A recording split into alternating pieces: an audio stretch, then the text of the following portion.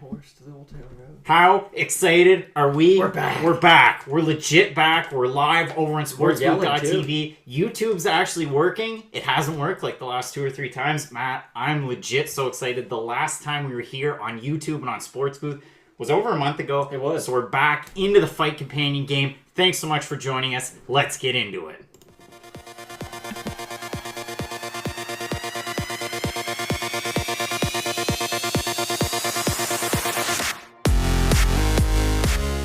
It's brought to you by Spretzbox. Head on over to the website spretzbox.com. All you have to do, click to get started. You can either order one of their boxes that has over $100 in value, or maybe you're interested in a single item like these great socks. So click on them, add them to your cart, head on over to the checkout, and then all you have to do is enter in the promo code FNP as follows here. You'll save 10% off your first box or your complete first order. That's spretzbox.com. Fight Night Picks is brought to you by Strikeforce Energy. Head on over to the website strikeforceenergy.com if you enjoy the flavor of freedom. The company's veteran owned and everything's made in America. They've got great apparel. You can turn any 16.9 ounce beverage into an energy drink. There's no sugar, no calories, no stirring or no shaking required. They also have a line of different products as well as Strike.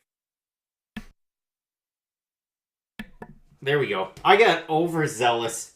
Clicked right through the ad. Really excited for this card. So thanks again for joining us. If you're over on Sportsbooth, yes, sportsbooth.tv, you can play along with us. And if you're over on the site, you can click there. Now, they have embedding options, which is a new thing over on Sportsbooth. Matt, we haven't done it since this. Myself and Matt Metello, we talked about this earlier on, but you can pop up Prime Video, ESPN, DAZN, or MLB.tv. So, like you can see over on our screen, if you're in the States, the entire prelim card is on ESPN Plus, as well as the main card. So here in Canada, it's a little bit different. The fights are going to start very shortly. You can catch them on Fight Pass for the early prelims. Prelims and main card are going to be on TSN 5. Big boxing fight later on tonight. TSN 2. That's over on TSN 2. ESPN if you're paying attention in the States. But it's a great card. Like I said, prelims kind of split up in Canada. So you have early prelims as well as the regular prelims. And if we switch over to, this is going to be the view that you're going to see if you're following along with us. What we typically do is we have a countdown timer that goes for us. You can see the matchup stats over on the other side. Of course, our first fight of the night, Julio Arce taking on Julian Rosa. We're going to bring in some stats. We're going to bring in some odds. We're going to bring in a lot of different stuff. And if you didn't get a chance to see it, we had a video come out the other day, another episode of This Week in MMA, which we typically do every week. It's a podcast as well. You can find it at fightnightpicks.net. You can find it on iTunes, CastBox, Stitcher. We're legit everywhere. And my excitement level is legit off the charts. He's a wreck for the motion. I'm so glad to be back. I've been excited about this all week. I've been away on business with work. He's kind of a big deal. 3 weeks out of the past month. So I've been away quite a bit, but so glad to be back in the game. So thanks again for joining us. Toss us the like. Toss us a sub. We really appreciate you. Matt, how excited are you for this? I'm at about a 4 out of 10. No, I'm very excited. I think it's going to be a lot of fun. It's an interesting fight card, to say the least. And just really excited to get it underway. So I think what we'll do right now, if we go through the prelims, we'll just make our picks just before the fights start. We'll get into a more in-depth analysis and breakdowns as we go along. But first fight of the night, you've got Arce and a Rosa. Easy pick. I'm taking Arce. Arce, probably by stoppage. And if we're looking at the odds, Arce is an overwhelming favorite, more than a 7-1 in that one. Next fight, if you pay attention over on, I've got so many different tabs. But, Zack Cummings taking on Trevin Giles. It's kind of tough because it's Giles' UFC debut. He is the favorite in this fight. Cummings has been around in the UFC for quite some time. Who are you taking in that one? I'll take Cummings as the underdog pick. I like him by decision, maybe split decision. He's one of those guys who doesn't get a lot of finishes, but he doesn't get finished himself, and he knows how to win rounds. Yeah, I mean, only 3 decision losses on Cummings' record, 3 decision wins. He's got plenty of submissions, more of a specialist there. In the next fight, it's kind of a tough one. You got Ed Herman, you got Patrick Cummins, both guys 38 years old, kind of twilight in their career. At light heavyweight, you can go at a more advanced age. In this one, Cummins more than a 2-1 favorite. It's a tough one because Herman did actually look half decent in his last fight. Certainly did. Poor competition. That was the worst fight I've ever seen. He arguably won that fight, lost by split to Jean Vellante, but Cummins or Herman? I can tell you he's not going to win this fight, and that's the fans, because I don't think this fight's going to be very exciting. I'll take Cummins just because I have to make a pick. Okay, next fight, you've got Grant Dawson taking on Mike Trizano. Great. Dawson, I mean, he's a finisher. Trizano hasn't lost a fight ever, pro, amateur, or exhibition. It's kind of a tough one. Also, Trizano winning season 28 of The Ultimate Fighter. Dawson, man, he can get it done. I think he's going to hand Trizano's first loss. I'll take Trizano just for the fun of it. All right, sure. Next one, Michelle Pereira taking on Danny Roberts, Hot Chocolate. We talked about this one a lot. Hot Chocolate. Totally.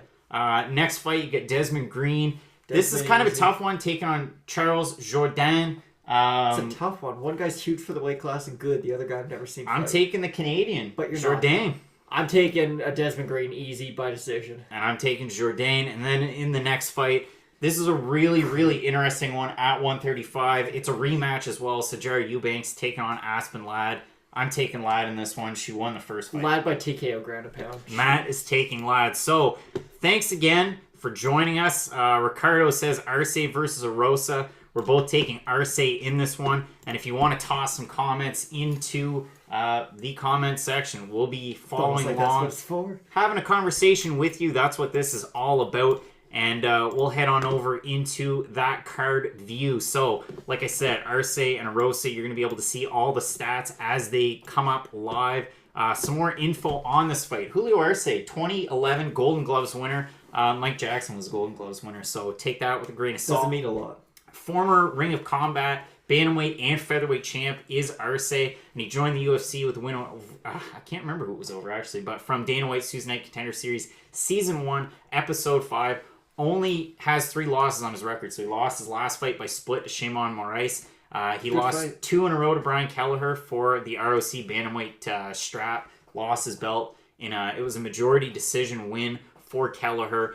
And in the second one, it was a finish win for Kelleher. And then Rosa's second stint in the UFC was on The Ultimate Fighter season 22. That was, it wasn't Nations, but it was Team McGregor, Team Faber. Team Faber, yeah. And that was where Artem Lobov knocked him out. Oh, not what I was thinking. I was thinking the greatest comment ever by David Tamer to Garbrandt.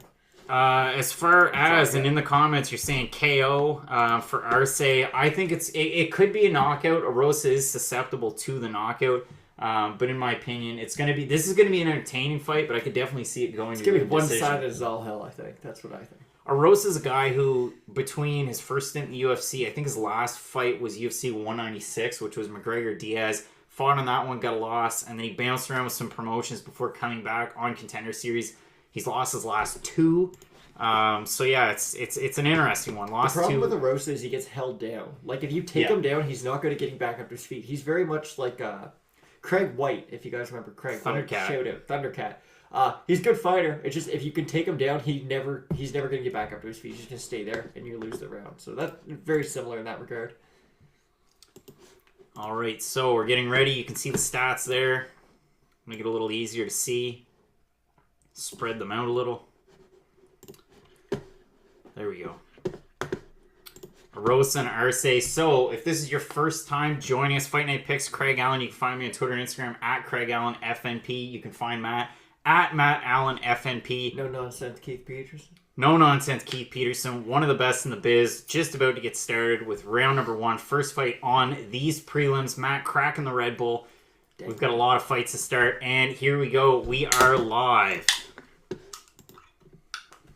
Arce opening up in southpaw. Rosa working from orthodox here. Both guys taking the center of the cage. Julio Arce taking advantage of the technique known as cupping. Not a lot of scientific validity to it, but we do see it quite often in MMA. If Michael Phelps trusts it, so do I. Yeah, exactly. That's how I live my life. That makes the most amount of sense. If Michael Phelps trusts something, you should trust it too. Oh, no, but like if you're the highest level Olympic athlete, you've probably done a little bit more research than I have. I'm going to make this a little bit smaller here.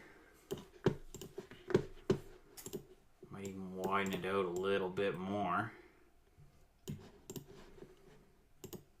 All right, Matt, Not much happening right now. Both guys are feeling each other out. Rosa missed a leg kick because that's what he does.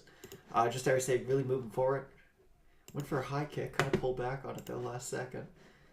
Oh, and Elias Theodoro kick from Rosa. Just Throw the front kick, nothing behind it. Yeah, Elias really unable to get it done. That fight was painful to watch. In recent weeks. Yeah. Like, Derek Brunson won, but it was terrible to watch. Yeah, it was a rough one there. And I feel like Elias is going to be like a John Fitch, where he can win. It doesn't matter how many fights in a row. He's never going to get a title shot, and he's going to lose once, and they're just going to cut him.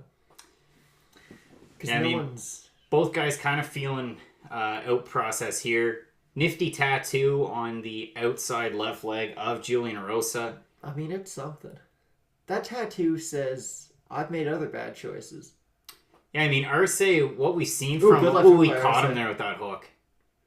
Good left hook. Rosa seems to be okay, though. Yeah, Arce has great striking. We've seen that in his last fights. I mean, that whole Golden Gloves thing, like I said, take it with a grain of salt, say what you will about it, but Julio Arce, a lot of pressure is what you're going to see from him in these types of fights.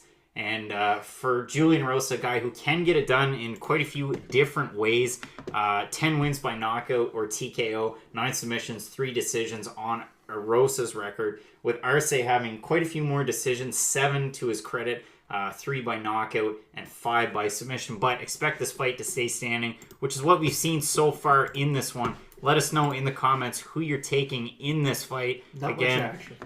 We both have Arce in this one. And it should be a good night of fights. I mean, there are some half-decent ones. You have a fair amount of UFC debuts. What's your fight that you should watch out for? Like, your underrated fight of the night? If we're talking underrated fights of the nights, it's kind of tough. I think Trevin Giles is going to make an impact in this one, actually. Zack Cummins, I know he's a good submission guy. Trevin Giles, 11-0. Plenty of finishes on his record as well. Former LFA champ coming over, and we'll get into it more as we continue. Rosa looking to almost counter-strike, and these are long shots that he's trying to post in there. But you look at the pressure from Arce early, and if he's going to get a win, whether it be by finish or by decision, he's really doing the right thing so far. Yeah, no, he is. He's just going to watch out because Rosa is getting close with a lot of those shots. Yeah, Arce still pushing the pace. Rosa looks so much bigger, too, than Arce. Yeah, about 1:35 remaining here in round number 1. If you're following along over on Sports Booth, it's live and in real time. You can also pop up so you can have the fights showing at the same time right next to us, which is pretty handy to have. If we're looking at the striking totals, I mean, Rosa's up so far. It all depends on how these judges score these fights, and it all depends on the new unified rules of MMA, because you might hear in the broadcast that they make a big push about cage presence, octagon pressure, stuff that, I mean, it all depends.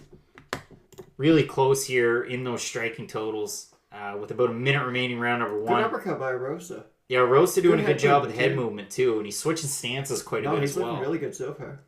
Arce's still working from southpaw like he has the majority of this first round. We're under a minute remaining. Ooh, okay, I took that back. Yeah, nice left hand there from Arce. Rosa ate it well, though. Rosa coming back. He's doing a good job. He throws that straight right and then like a looping left behind it, and then he kind of sets everything else up off that. Really, really long for this division, too. Yeah, no, he's huge. Arce doing a great job coming back. 30 seconds remaining round number 1. Rosa seems to be fighting almost like Shane Burgos. Like, has his hands down low, just keeps on moving the head out back and forth. Yeah, I mean, it's working out well, though, so far. I would say Rosa won that first round. Yeah, Rosa continues to pressure. Like I said, striking totals very, very close so far in this one. Oh, what a reversal by Rosa. Great scrambles there. If I'm Rosa, I'm doing everything I can to get back up to my feet. Rosa with the old up kick. Doesn't look like he's going to take much punishment into the end of round number 1. Pretty entertaining first round there. Yeah, no, I think Rosa won pretty handily. It was a good first round, though. A lot of feeling out. So they were both landing better shots kind of as the round went on, so I'd expect a lot more of this next one.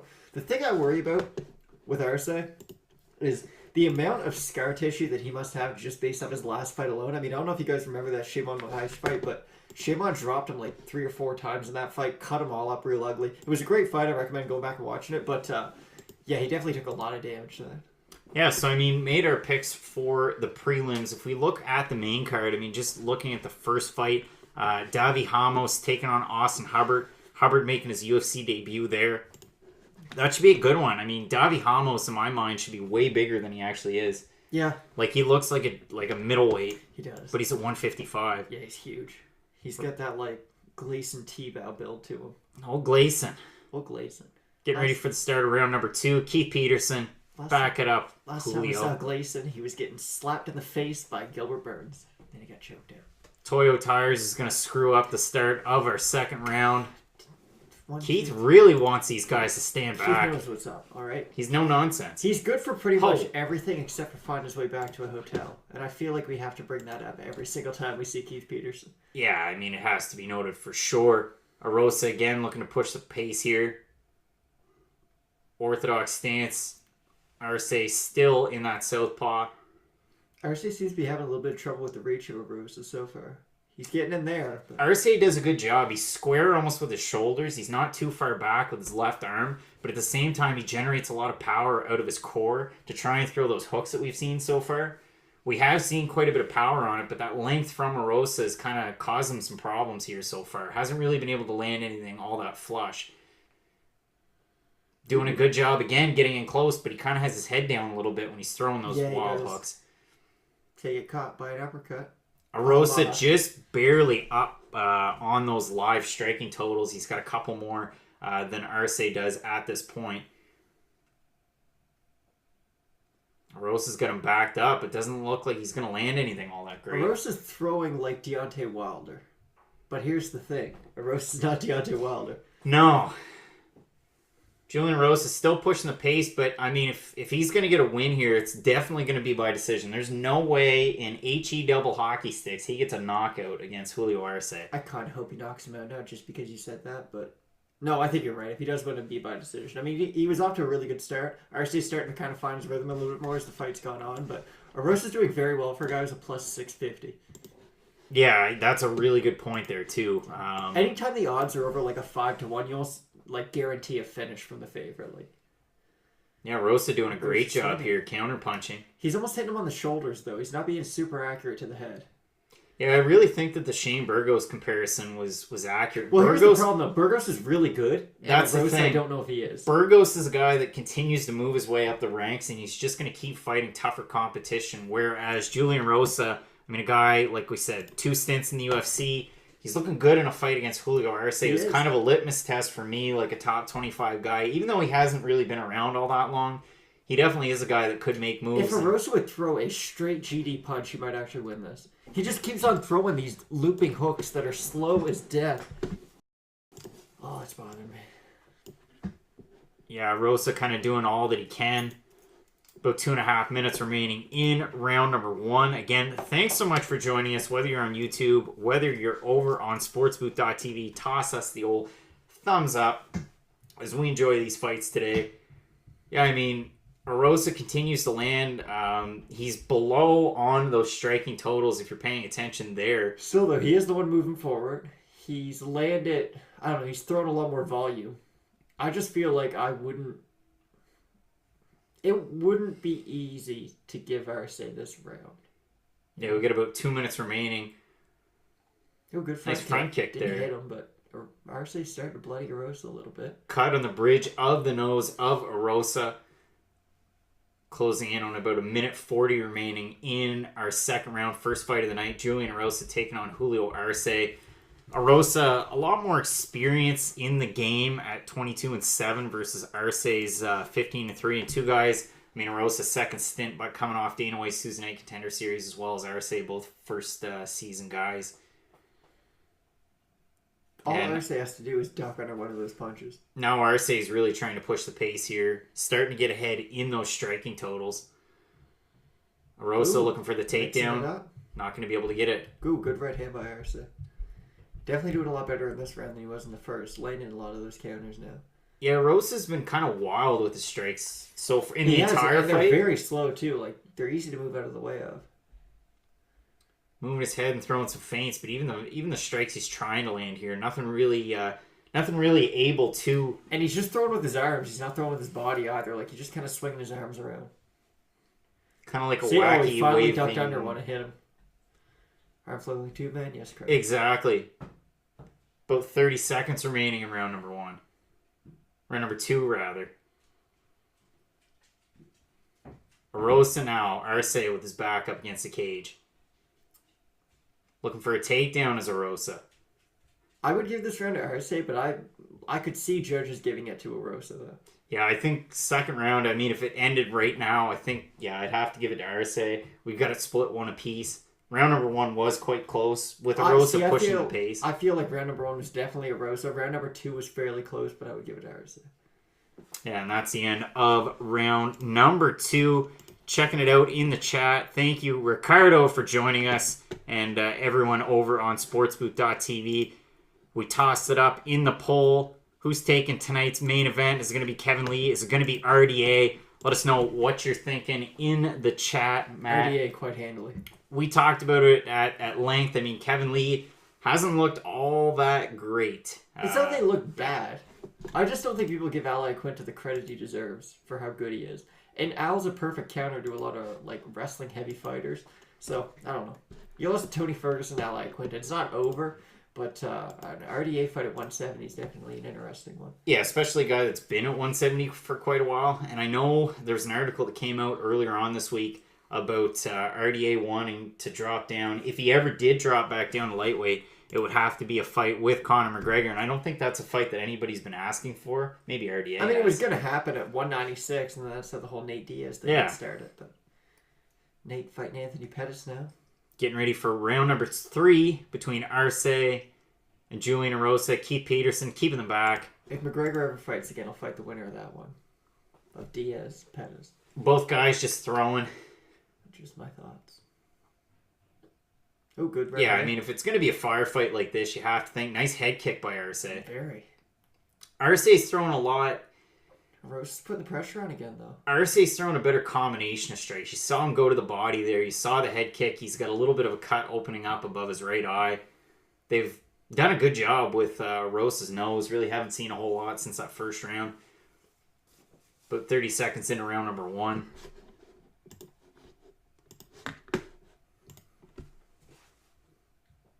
Yeah, I mean, both guys really putting on a lot of pressure here to start the night. No, it's been a good fight so far. Very entertaining. Rosa looking to push Arce back.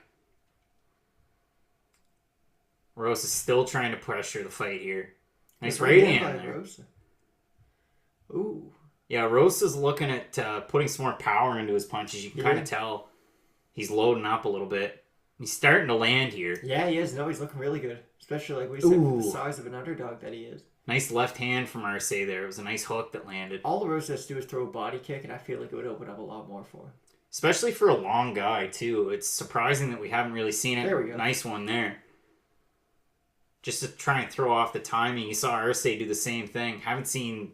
If there's been a leg kick, there's only been one. We haven't really seen a whole lot of it. No, it hasn't been a kick-heavy fight by any means. Both guys thrown some good front kicks up the middle, but nothing... of substance, really. We've only seen one fighter with their back to the canvas. It was a Rosa at the end of the first round. Nice head kick from Rosa. Oh! Rosa just died, guys. We should make sure he's okay.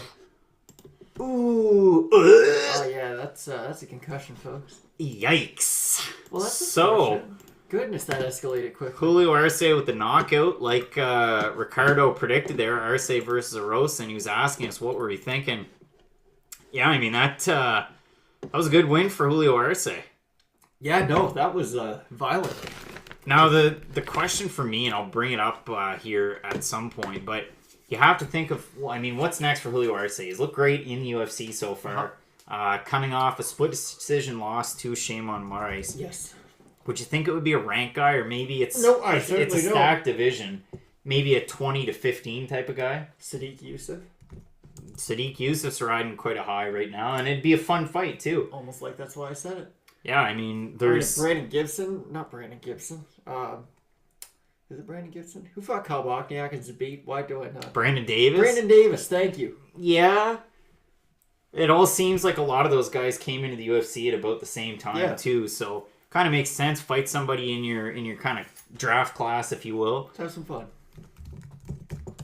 Yeah, so we'll pull up the rankings here, try and get an idea of what we're looking at. He's definitely not fighting. Maybe he fights Cub Swanson. Yeah. Cubs lost 4 in a row. Cubs kind of in a rough spot at this point. Doesn't really hit all that hard. If we're looking at the rankings for 145, he's not beating any of them. Calvin Kattar, Darren Elkins, who's got a fight booked. Shane Burgos. Ricardo. Korean Zombie, Yair, Ricardo Lamas. There's a lot of fights that are already booked from 15 up, so it doesn't really make a whole lot of sense to give a guy like Julio Arce one of those guys. But yeah, 25 to 15, all sorts of good fighters at 145. It's one of those divisions that keeps on getting better at this point. I'd like to see more talent in the 135-pound division. Seems like it's kind of, there's not a lot of, parity's an issue there right now. I mean, you got Brackatone, you got Merab Develashvili. And you've got fighters moving up from 125, but they haven't really been able to find their footing so far. No, Sergio's really the one who stands out in my mind. Top guy at 125. He's just so undersized at 135. It didn't really work out for him. No, for sure. See a promo for Gustafsson, Anthony Smith. Yeah, that's Anthony. What are we doing, bud? That's a tough one for Anthony Smith. Yeah. That'd be like if Derek Krantz, hypothetically, if Derek Krantz is able to beat Vicente Luque tonight. He's not. And then we give Derek Krantz Tyron Woodley, and Robbie Lawler takes the fight as quick as he can against Zaleski dos Santos. Please make And then Derek Krantz beats Tyron Woodley, and then he fights Kamaru Usman, he loses. That's the type of situation we're in with Anthony Smith, who's on the come down. And a fight against Alexander Gustafsson. It's Gustafsson, Jones, and DC at the top. And it's not going to change until DC retires, Jones moves to heavyweight, and Gustafsson just gives up because he can't win a belt. But that's your top three, and it's really, really going to be a difficult spot to try and change. So a good win here for Julio Arce. You've got Paul Felder on the call doing the interview here. But Matt, we'll continue on with this card. So we had already talked about the undercard. We're talking about Davi Ramos taking on Austin Hubbard. Hubbard making his UFC debut in that one. He's 10-2 as a pro. Davi Ramos 9-2. Ramos, his only two losses to David Rickles, I think it was Bellator 140. Sergio Moraes, that one was by decision. Both guys BJJ specialists. And 7 of his 9 wins are by submission. He's won his last 3 by submission. Austin Hubbard, like I said, the debut, 2018, fought 3 times, had 3 wins, won the vacant LFA lightweight title in his last fight against Kelis Mota. 15 seconds left in the 5th round to get a knockout there. In the 2 fights before that, they were all decision wins. It's a tough one to pick. As far as the odds are concerned in that one, Ramos is like a 5-1 favorite. It's one of those ones that means he's gonna win. It's one of those ones that could produce a finish, I think, in that one.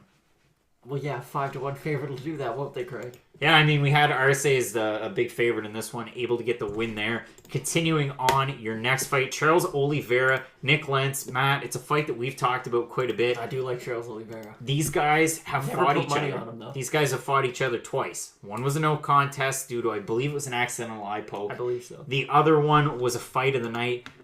Charles Oliveira is a guy that I could throw out some stats for you. So Oliveira, most submissions in UFC history. He's got 13. He's most UFC performance of the night bonuses. He's got 8 of them. Cowboy has the most fight of the night, performance of the night rolled into just 1 bonuses. Under the Zuffa banner. But Charles Oliveira, performance of the nights.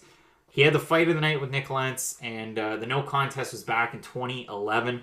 Oliveira, if you look at his total body of work, 26-8 with 1 no contest, 6 wins by knockout. That's not going to happen tonight. 18 submissions. I mean, he could. And 4 submission wins in a row. Clay Guida, Christos Yagos, Jim Miller, and then David, not Daniel Tamor. Yeah, that was a really good fight too. And Nick Lentz, 2-fight win streak. He knocked out Gray Maynard, which a lot of people forget about, myself included. Because Gray Maynard's very old. And he beat Scott Holtzman by decision. He's got 11 knockouts to his name, 8 submissions, 11 decisions. It should be a fun one.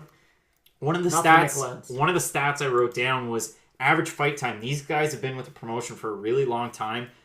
Charles Oliveira's average fight time is half of Nick Lentz. 6 minutes, 41 seconds compared to Lentz, 12:35. So, who are you taking and why in that one? Charles Oliveira by submission. I just think he's on such a big role. And if you look at Nick Lentz's game plan, kind of plays into the strengths of Charles Oliveira. Nick Lentz is just kind of a wrestle boxer. If you look at how he fought Nick Holtzman in his last fight, it was a lot of just very takedown heavy game plan. He does have decent stand-up, but I don't think he's going to outstrike Charles Oliveira, especially not with the same Oliveira who showed up in his last fight against David Tamer. So I'm going to take Oliveira. He might hurt or at least stun Lentz on the feet, take him down, and then choke him out. Yeah, to me, Charles Oliveira is a guy, if you look at the losses on his record... He should fight Gilbert Burns next. Yeah, the losses are only to really good fighters. Yeah, it's like Max Holloway and them. Exactly. Max Holloway and them. So in this fight, you got Zack Cummins taking on Trevin Giles. It's Giles, big coming out party here, really. He's had 2 fights in the UFC so far. Knockout wins over James Boknovic and Antonio Braga Nieto. If you look at Zack Cummins, so we talked about how good of a submission fighter he is. He does have a good wrestling base as well. Yeah. He's one of those guys that you see in the corner of a lot of different fighters, which we kind of talk about quite often as a good sign. I mean, Michael Case is one of those guys. Maybe he's not the best example. Michael Johnson's another. Slice that how you want, I guess. In-betweeners. But realistically, it does you some good if you're able to inspire confidence, but also to try and pick apart the game in a mental aspect, as well as an intellectual and analytical type of thing. I mean, that's kind of my jam here with Fight Night Picks. The numbers, but not so much the actual fight game. So that's the thing. But Zack Cummins, a guy who's been with the UFC since The Ultimate Fighter season 17, made his UFC debut in 2013.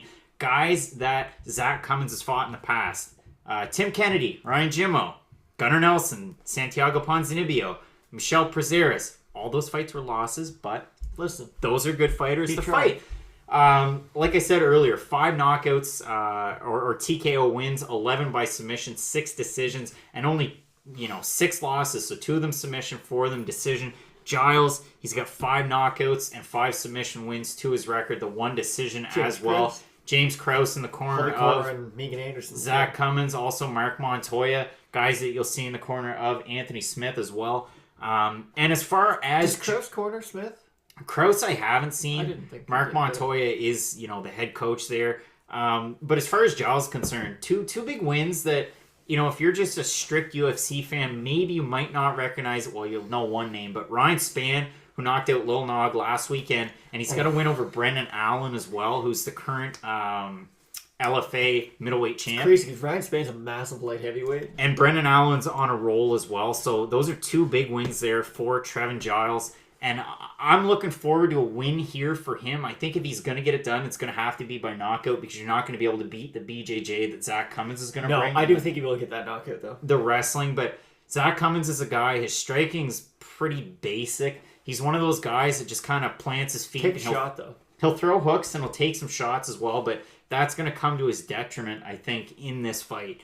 He's one of those guys at 185 that's probably in your 25 to 35 range, somewhere around there, and he's a guy that probably can't make the weight at 170, so you got him here should at be able to. 185. You would think. He's got a little extra dough on him. Second fight at middleweight, they're showing he's 6-3 at welterweight, 10 first-round finishes, but you can throw that out the door. Trevin Giles has looked really, really good so far in his UFC tenure, and I believe you had taken Cummins before this fight. I'm going with Giles. Oh, yeah, no, Giles will win. Everything is virtually identical except for the age. You get Zack Cummins, who's 8 years older than Giles, but I think Giles could really do some good here at middleweight. It's always good to see these guys. He's already got 2 knockout wins since he's joined the promotion. He's undefeated as well. Middleweight could use guys like this. We've seen it at 205 right now. A lot of young talent coming in, making even at middleweight, there's a lot of good young guys. And there are too.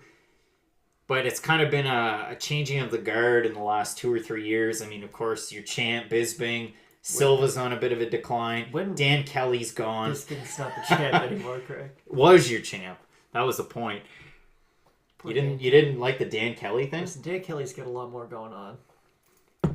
Old Dan Kelly. And we'll talk more about Dan Kelly as the night continues. How crazy is it that he knocked out Shoeface? That's a thing. Yeah, that's a real thing that happened. Yeah, that's a tough one. Ian Heinisch could knock him out, but I don't think he will. Yeah, Ian Heinisch could knock out Dan Kelly 100%. I would hope so. Dan Kelly's an old man, and Ian Heinisch was recently in prison. Yeah, Ian Heinisch, that's going to be a really good fight. Crazy story. We continue on with this fight card. You've got Cummins taking on Giles in this one. Referee Todd Anderson. He's just kind of the middle of the pack. Exactly. Todd's not going to blow your doors off with, He's not going to Mike Beltran and scare Jake Hager, and I think it would take a lot to scare Jake Hager, but Mike Beltran scared him. Good. Don't hold your submissions. Yeah, I'm glad too. I mean, as far as he held it too long. Well, as far as TJ Jones, he's going to get more of a shot. He's done a lot of media things this week too, which has been good to see. I mean, you might as well capitalize on it. And I know JW Kaiser wants the fight. Listen, toss that one on prelims or give TJ like a guy like maybe Ayala. Give him something. Why would you give him Ayala? Ayala's pretty good. Ayala just knocked out Frank Mir. Yeah, he did. Do you have any other awful ideas you'd like to share? It's tough because you want to put him on a main card so you can kind of capitalize on the what little bit of popularity that he has. He's got the staying power, to be honest. It's tough. Giles opening up with quite a wide stance here. This is what he's like. He's like Grumpy Cat. Big in 2012, no one heard about him, then all of a sudden he died and people cared again. Yeah, oh Grumpy. Rest in peace, tartar sauce. And the thing from Giles here too, really wide stance. So if Cummins goes in for the takedown, he's gonna have a decent base to try and stop it. The only thing is that Zack Cummins never gets tired. That's true. He's like a zombie. Exactly, like that Pillsbury Doughboy zombie. Because again, he is a little thick around the waist, a little heavy right now. Oh, just grabbing the wrist. Whoa! That's lightning quick punch there from Cummins. That was very odd. Yeah, Cummins in the southpaw stance. You got Giles in orthodox. Cummins really trying to push the pace. Trying to get in close, too, we've seen so far. Cummins looks like he sells furniture. Yeah, old Zack Cummins. Just a staple of Colorado MMA at this point. Oh, yes. Out there with Justin Gaethje. Yeah, very different fight styles. We had this conversation earlier. I mean, Justin Gaethje, like, if you're Trevor Whitman, what kind of advice do you give Justin Gaethje when you're in his corner? Listen, they're going to get tired before you do. Let's just try to kill them. That's all you do. I'm glad we put pre-workout in your mouth guard. Just suck down on that when you bite down and just go in there and... I love everything about Justin Gaethje, and I hope you do too. Yeah, I mean, I just hope he's got some staying power. Oh, like, no, just do this and walk forward. You're good. Yeah, that's... You'll beat a lot of guys doing that. That's a tough one. Not a whole lot of action so far in this one. Nice right hand there from Giles. It was a straight. Looked to land a bit of a counter when he get in close. You do know who the only guys in the top 5 of the lightweight division are who don't have fights, right? Conor McGregor and Justin Gaethje. Are you saying book it? Yeah, I'm saying book it. I feel like the winner of Ferguson Cerrone probably get the shot at McGregor because you can play on the McNuggets, but you can also play on the fact that Cerrone will take a fight at any given time. Well, they had beef too in the past. Could be fun. Yeah, I'd like to see Greg Jackson fight, Cowboy Cerrone. I think that's one that would make a lot of sense. I don't think an old man would beat him. You never know. I mean, ooh, that was weird. Yeah, this fight here so far, I mean, Cummins has been mostly him in the center. You can see a little bit of blood on his shin there. Almost got hit with a big right, but...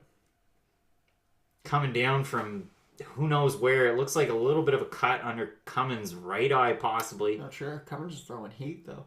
Yeah, there is a cut right there, but it's just minor. If it opens up, it could be something you might have to worry about, just where it's kind of above and at the corner of his eye. Very familiar with Mark Hunt and Chris Tushishar. Can't even say his last name. Chris Tushishar? There we go. Anyways, man who got knocked out.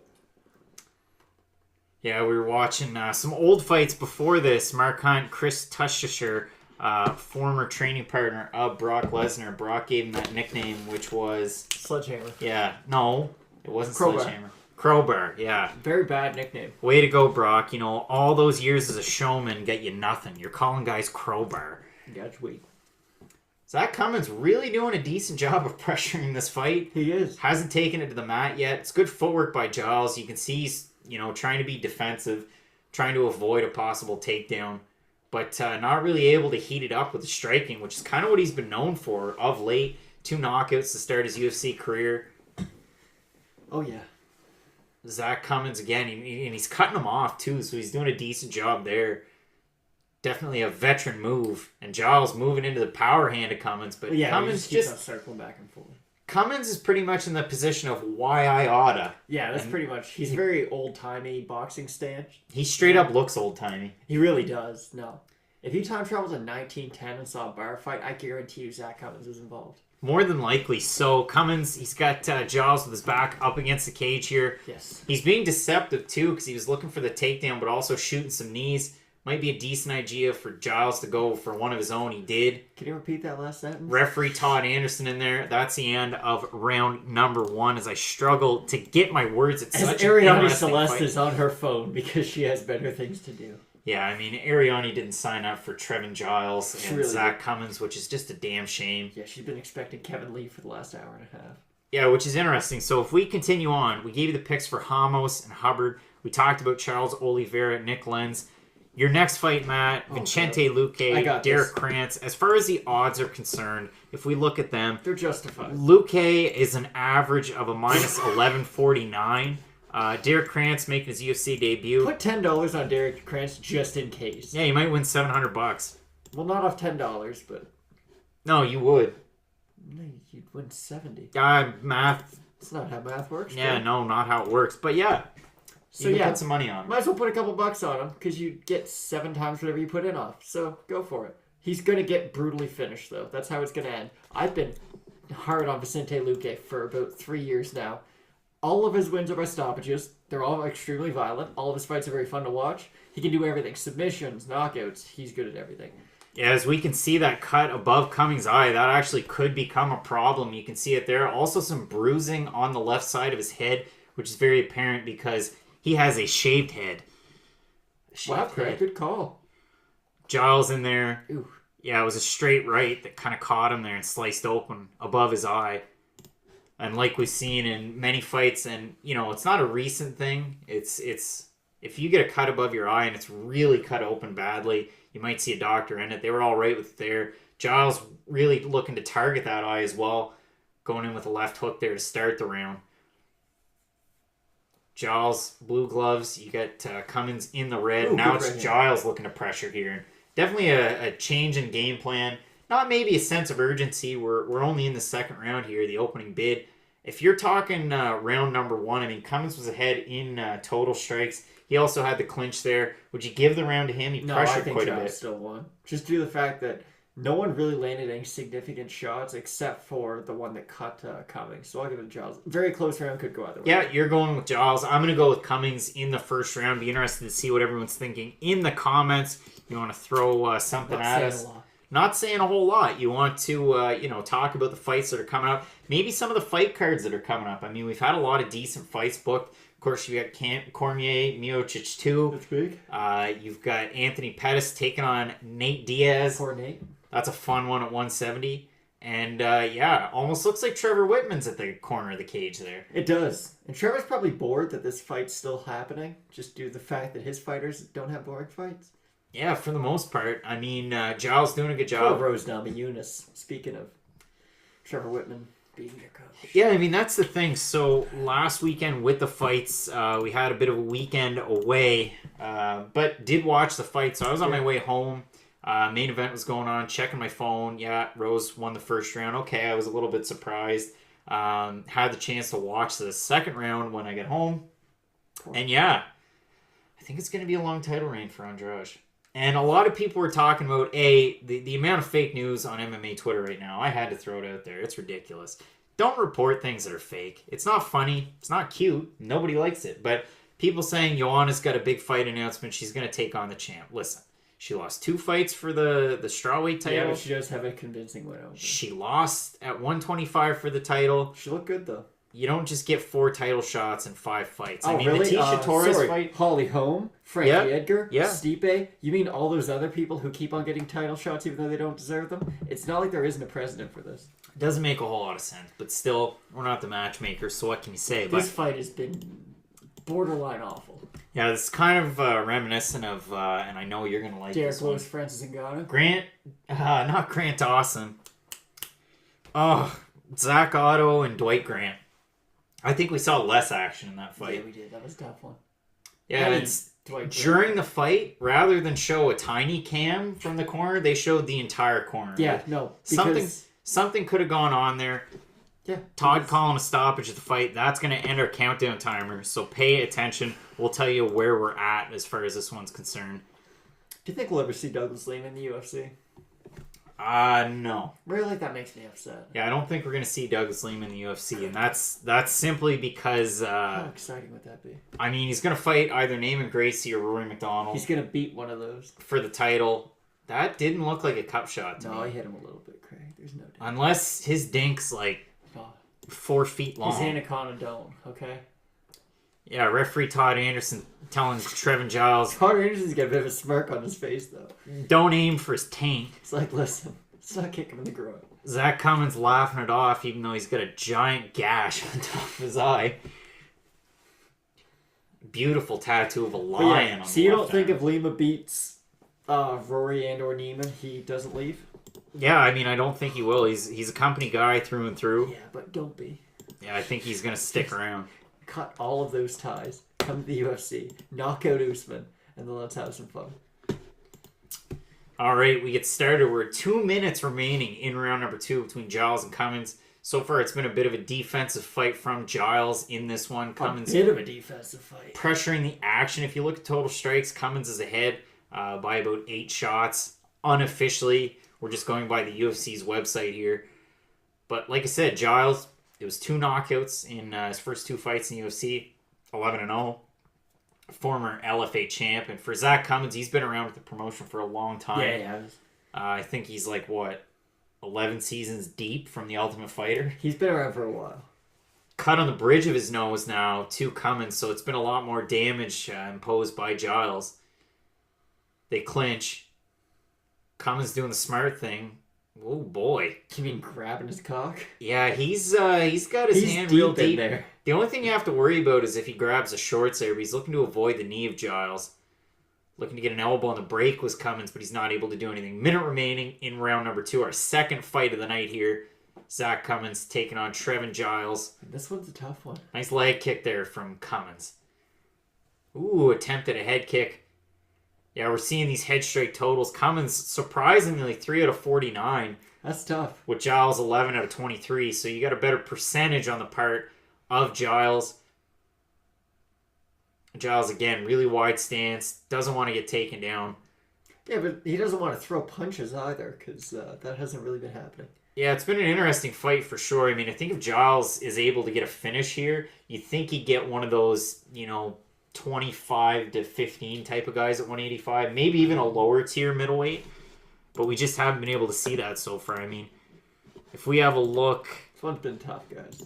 Yeah, it hasn't really been the greatest of fights. But if you look, you got David Branch at 15. You got Theodore at 14. Well, he's not fighting any of them. Uriah Hall at 13. That. Oh, good. Yeah, because I want to see him fight Uriah Hall and die. Yeah, it's a tough one. No. Trevin taking on Zack Cummins. I mean, round number 2, going to give it to Trevin Giles there. Who's a bad middleweight he could fight? Brad Tavares. No, fight... No, Brad Tavares is pretty good, but fight... Cesar Ferreira. That's who we should fight next. Yeah, Mutante. Yeah, He's got no chin, but good jiu-jitsu. So let's have some fun. Thanks, Muay Thai 23. You're really throwing it down in the comments. Muay Thai 23, you're kind of a big deal, and I appreciate it. Yeah, exactly.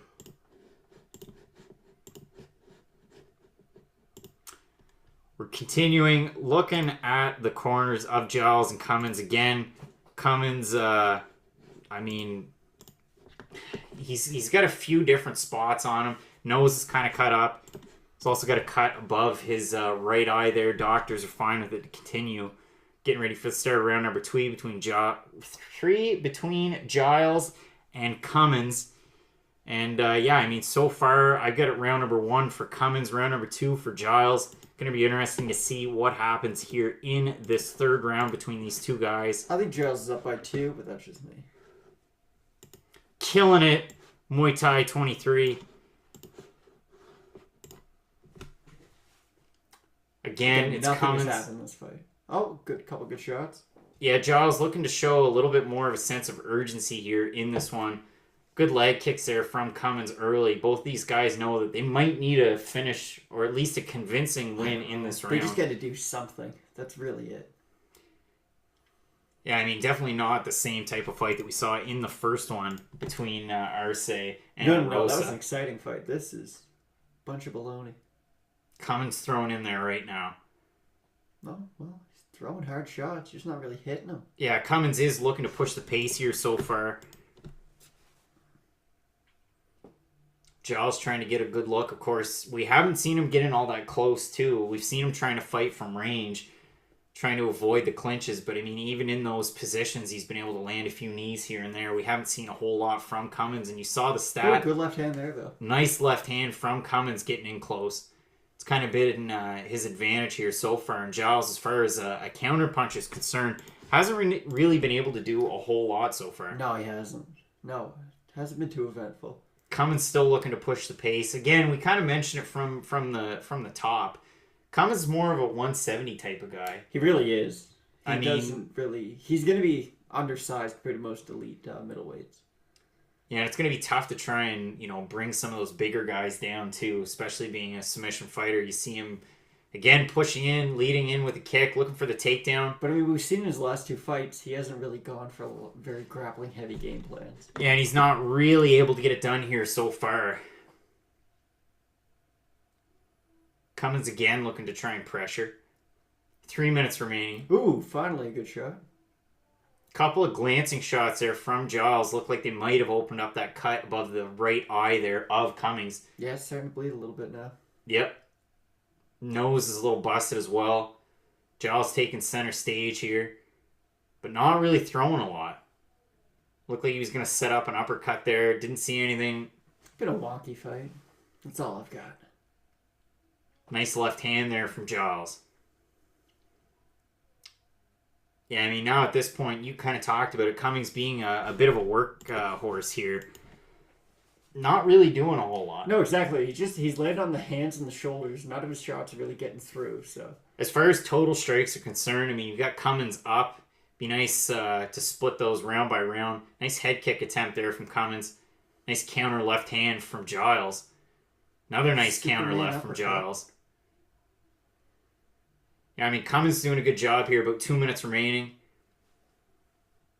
But all the shots seem to be glancing off the arms of Giles at this point. We've seen some good defense here from the fighter in the blue corner. You see a promo for Moraes and Henry Cejudo, UFC 238. Marlon's going to win that. Yeah, Moraes. And of course, you got Cejudo moving up from 125 to 135. Coming off the win over Dillashaw. The big ESPN Plus fight. Of course, now Dillashaw, out due to USADA suspension. Yep, one juicy boy. Oh! Big left. Zack Cummins knocking down Giles and a nice shot there. He could be in danger. And this could be it. Pulling him into a guillotine here. Going from a really bad fight to extremely exciting. Really tough position for Giles. He's not going to be able to tap either. No, he's out. Oh, good job by Giles. Good scramble there, but he's still in a dangerous position here. He looked like he was going to get out. No, he's going to tap. Referee, ooh, and we get the tap. There you go. Good win there for Zack Cummins. Goodness gracious. So I did pick him. Hopefully you guys all remember that from the start of the show before I changed my mind several times. Yeah, I mean, geez, it was a good setup there for Zack Cummins. He was able to kind of drop him at that point. All sorts of blood on the face of Zack Cummins. And big win. Yeah, Trevin Giles down. So good win there for Zack Cummins. Just adds to his to the amount of submission wins that he has so far in his career. Now that puts him at 12. We talked about it too. I mean, he had fought decent competition before, but majority of the good fighters he's fought so far were all losses. You see that nice left hand that dropped Giles there, gets him into the guillotine, sets him up, and you saw Giles try and step over him there at one point. Looked like he might be able to get out of the position, but just moved tighter into the grip that Cummings had. So a good win there for Zack Cummins. We talked about it. Mark Montoya in his corner, James Krause, a good team to be training with there for sure. Yeah, exactly. Much of a reaction over there on Twitter. Yeah, no, I'm getting a lot of updates actually. Yeah, we're gonna check it. I've got some news from this week too. Joining the Loudmouth Podcast Network, gonna be on the revamped Around the Cage. You're gonna have myself, Keith Schillen. You're gonna have Davidson Baker, and then taking over as host is Mike Heck. So really looking forward to that. I've been on 3 episodes, I believe, of the first iteration of Around the Cage, and won that 3rd one, and then rode off into the sunset until I was named a panelist. So how about that? Catch me outside. Exactly. But no, and we're still going on with our shows as well this week in MMA. What we've been doing lately, I think it's a decent idea. Let us know, but we've been filming them on a Monday or a Tuesday, get all our content in. If anything changes, we can edit it. Gives us time to edit the video and then post it Wednesday or Thursday. So it works out good. Yeah, easy to digest. You can find the podcast on iTunes, Stitcher, CastBox. You can find us on YouTube as well. So thanks again for joining us here on YouTube. Over on sportsbook.tv, you can interact with us live. We're in real time. It's like a half-second delay, so it's a little bit better than following along on YouTube. And at the same time as well, you can pop your feed up so you can watch us alongside the ESPN Plus show that we have going on as well. So kind of neat there, something that they offer on sportsbook.tv. And of course, we have it made official. Zack Cummins, your winner by third round guillotine. And no Bruce Buffer this weekend. No Bruce Buffer, which is all right. You got to give him a week off every now and then. 100%. Paul Felder doing the in-cage interview. How is Paul Felder bigger than a middleweight, but he's a lightweight? Yeah, I mean, a guy that weighs 196 pounds out of camp. Kind of interesting there. And might as well set you up for the next fight. So Ed Herman taking on Pat Cummins. Not excited for this one. What can you tell me about Pat Cummins? He worked at Starbucks for a little while. Then he fought Daniel Cormier. And here's the thing. I don't know if you guys know this Daniel Cormier cat, but he's very, very good at fighting. He knocked out Patrick Cummings in the first round. And that's pretty much it. He's a good wrestler, but he gets taken down a lot himself. He has okay stand-up. He's got a good chin. He's got an okay chin. He's very okay at everything. That's really all I can say. Yeah, I mean, he had a win over Jan Blachowicz, which was good to see. I think it was like a 2 or 3 fight win streak at that point. Now he's lost 2 in a row. Lost his last one to Misha Serkinov in Moncton. Had the chance to interview him there. But other than that, yeah, Ed Herman, that was his last fight. It was UFC Moncton. It was a split decision loss to Jean Vellante. He's lost 3 in a row. He's a guy that's been in the UFC since The Ultimate Fighter Season 3. If I'm not mistaken, Diego Sanchez was tough 3. No, Diego Sanchez was tough 1. Tough 1. Him and Forrest Griffin were tough 1. So, I mean, Ed Herman, I went back through, and these numbers don't mean tough anything. It was Bisping. Ed Herman's 4-6 with 1 no contest going back to 2012. Like I said, lost 3 in a row. Joined the UFC in 2006. Patrick Cummins, like you said. So his first fight in the UFC was against Daniel Cormier on short notice. He got knocked out, I think it was 1 minute and 19 seconds. It didn't go well for him. He has a win over Antonio Carlos Jr. in 2015, who you're going to see later on tonight in the co-main event, which was kind of shuffled around because, of course, Neil Magny out due to a USADA issue. They're saying it might be a tainted supplement. It probably is. Have you ever seen Neil Magny? Yeah, he's long. He's skinnier long. than I am, yeah. Exactly. Fighting at 170. He's a guy that's kind of wishy-washy. Wins some, he loses He either some. looks phenomenal or terrible. There's no in between Neil Magny. 100%. We're getting the particulars on Short Fuse Ed Herman. A guy who said in Moncton too, like he's fighting for his kids and fighting to support his family, which, kind of sucks. Looking Mr. Steal Your Girl. He really fresh is. hair. Goddamn. Fresh cut straight out of the salon. Ed Herman making the walk here. And I mean, for Ed Herman, he's the type of guy, if you do look down and you do a breakdown as far as wins and losses are concerned, he's a guy that has, plenty by knockout, submission. He's a well-rounded type of guy.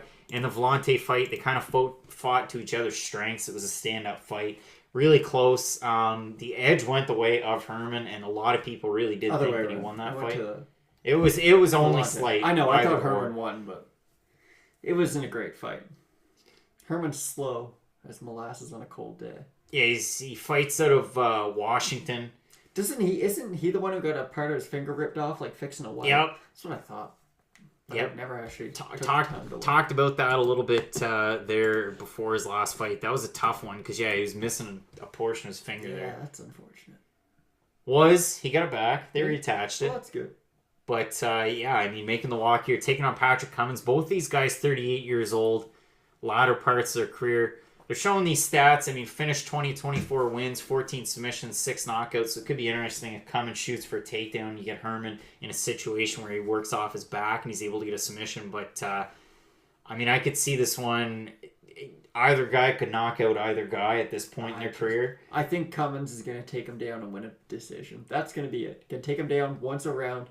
Herman won't be able to get back up. Herman not even in the cage, and Pat Cummins already making the walk. I will say one thing. Whether or not you enjoyed the last few fights, Arce and Rosa was a lot of fun. The last one wasn't too much fun. The ending was, but that was it. These cards that are on ESPN Plus, if you're in the States, they're going to move really, really quick. Here, nice. This is the early prelims portion of the card in Canada. If you're paying attention in Canada, you can find it on Fight Pass, the first half of this. Then the prelims and your main card are going to be on TSN 5. You're going to have a little bit more of a delay, but typically these ESPN Plus cards move quite quickly. So if you have a look at the entire card, which we have up in front of us, you've got these first 3 fights. Then you've got Trezano taking on Grant Dawson. You've also got Michel Pereira making his UFC debut, taking on Hot Chocolate Danny Roberts. Desmond Green taking on Charles Jourdain. And then you also have Aspen Ladd taking on Sijara Eubanks. And I know, we were talking odds, and Desmond Green, a big favorite in that one. It was kind of a shame 2 fights before his last one, the Michel Prazeres fight, because Prazeres, a 170 type of guy, missed weight badly in that terribly. one. Green took the fight. It was relatively close, but Prazeres was able to kind of out-wrestle him. And Desmond Green has decent defensive wrestling. He's got fairly good striking, and it's hard to find him on Twitter because his Twitter handle has nothing to do with him, and his profile picture hardly even looks like anything related to Desmond Green. But we're getting the particulars here. Like I said, both guys 38 years old. Reach is pretty close. Height's pretty close. It's weird when they use 0.5s on reaches and on height. Call it what it is. Stefan Struve, you're 7 feet tall. You're not 6'11 and a half. And Joe Martinez giving us the intro. Tan Dan, our referee, and he's tanned as all hell. Oh, Ed Herman going for the high Muay Thai shorts. That's... Ed Herman, high Muay Thai shorts rather. Kind of played with his hair a little bit, taking the shirt off, so not looking as fine. But, Ed Herman, a guy that's still kicking from Tough Season 3. He's been around, for sure. Yeah, just like that Stain song, it's been a while with Ed Herman. It really has. Bronson, a.k.a. Patrick Cummins. Patrick Cummings looks like he's a fan of conspiracy theories, and he would like to corner you in a room at a party and talk about them. His cornerman is, Bellator and Ryzen's own AJ Matthews back there. They train out of Alliance. He had Matthews in his corner for his last fight as well. Dan is... A 9-9 fighter. Tan Dan's orange is all frig. Is that natural? No. Maybe a little bit. 100%. It is not. You got a wrestler. Oh, man, God, those are pull high those shorts down, you bastard. As we get set for round number 1 that's between tough. Patrick Cummins, Ed Herman. Let us know in the comments who you think is going to take this fight. 2 guys, later stages of their careers. I've got to be honest, I couldn't care any less about this fight. Both guys, orthodox stances. Ooh. Oh, wow. Stunning jab. Straight jab there from Cummins, and it sent Ed Herman back. Really? This could be a fun one. Has Patrick Cummins been training Muay Thai? Because his striking is phenomenal. Well, that's all AJ Matthews has, so it's good to have him in your corner. Why do they keep on showing that one highlight from AJ Matthews from 6 years ago? After he won a 5-fight losing streak? Yeah, that's a tough question for me to try and answer, but... well, I'm asking you to, though. Cummins tripling up on the strike so far. Yeah, no, it's... Ed Herman, every time he steps in there, gets snapped by a jab. And if Cummins is going to keep jabbing, Herman's not going to try and take the fight to the ground. So. I just want Herman to have a pair of shorts that fit. Yeah, they're high and tight. They certainly are. You heard that first here, Jeans. Minute into round number 1, Cummins, he doesn't want the takedown, though. Respecting the submission abilities of Ed Herman. Ed Herman. He's like an anaconda. When he gets that fight to the ground, it's usually over. You know what the people are talking about? It's Ed Herman's jiu-jitsu. Oh, yeah, no. The ground is his ocean, and he's a shark. Ed Herman looking to pressure both guys. Like I said, orthodox stances here. Patrick Cummins can kind of throw at will at this point. Left his head down, though. There's just so much happening, isn't there? Looks like there's a bit of a mouse below the right eye of Patrick Cummins here so far. Ed Herman pushing forward. Keeping his hands really low, He's throwing those uppercuts, too, every time that Cummins ducks in. Yeah, Cummins going to have to try for something else. And, typical wrestler, you're going to see single legs, you're going to see double legs. And if Ed Herman's keeping his hands down there... If Ed Herman lands that left hook, Cummins might never wake up. Ed Herman's throwing that construction dynamite. Oh, yeah, that's a man who's lost his finger in a well accident. Yeah, you got to watch out for him. This is a guy that's been in a workplace accident. Tougher than a $2 steak. Patrick. Ooh, Jesus Christ. These are the slowest punches I've ever seen in my life. This is incredibly enjoyable. They're leading with their chins, and that's about it. This fight's been a lot more fun than it was advertised. Ed Herman's really throwing some I think stuff. the winner should fight Johnny Walker, personally. Ed Herman kind of rocking around.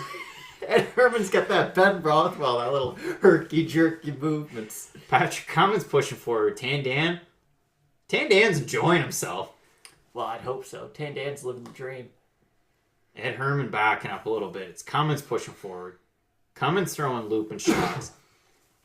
Herman on the counters hasn't actually been that bad, and he's been relatively accurate as well. And a lot of people don't know this. This is actually a rematch from Buffalo Wild Wings accident that happened 7 years ago, so really interesting to see what happens. Patrick Cummins going classic wrestling. Gets Herman. Wrestling. Herman's got his back to the mat, so I mean that's going to count as a takedown there. And he almost beat him with an up kick. Shawn Michaels just popping back up to his feet. Oh, left hook. Oh, mouth guard. Get in there, Tandan. Flying knee, Anderson Silva style.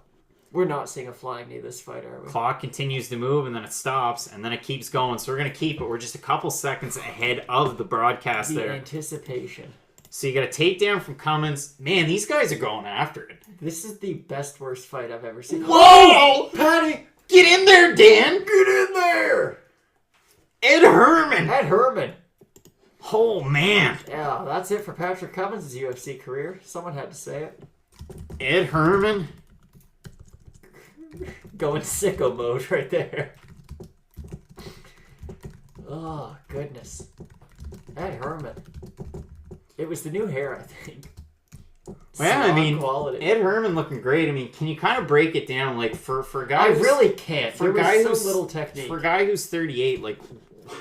It buys him another fight in the organization. That's what that fight does. Hey, Ed, you're fighting Misha Serkinov next. Good luck, bud. Yeah, I mean, Serkinov... He just, like, grazed him with a knee. It was weird. It barely hit him. Yeah, good win for Ed Herman in that one. For Pat Cummins, it's a 3-fight losing streak at this point. Sorry, Patrick, but we're gonna. Yeah, it's kind of a tough spot if you're a Pat Cummins. It'd be kind of dope to get a coffee though and have Patrick Cummins give it to you. Yeah, I mean, I think he's kind of bettered himself a little bit more than that. I'm just saying. Yeah.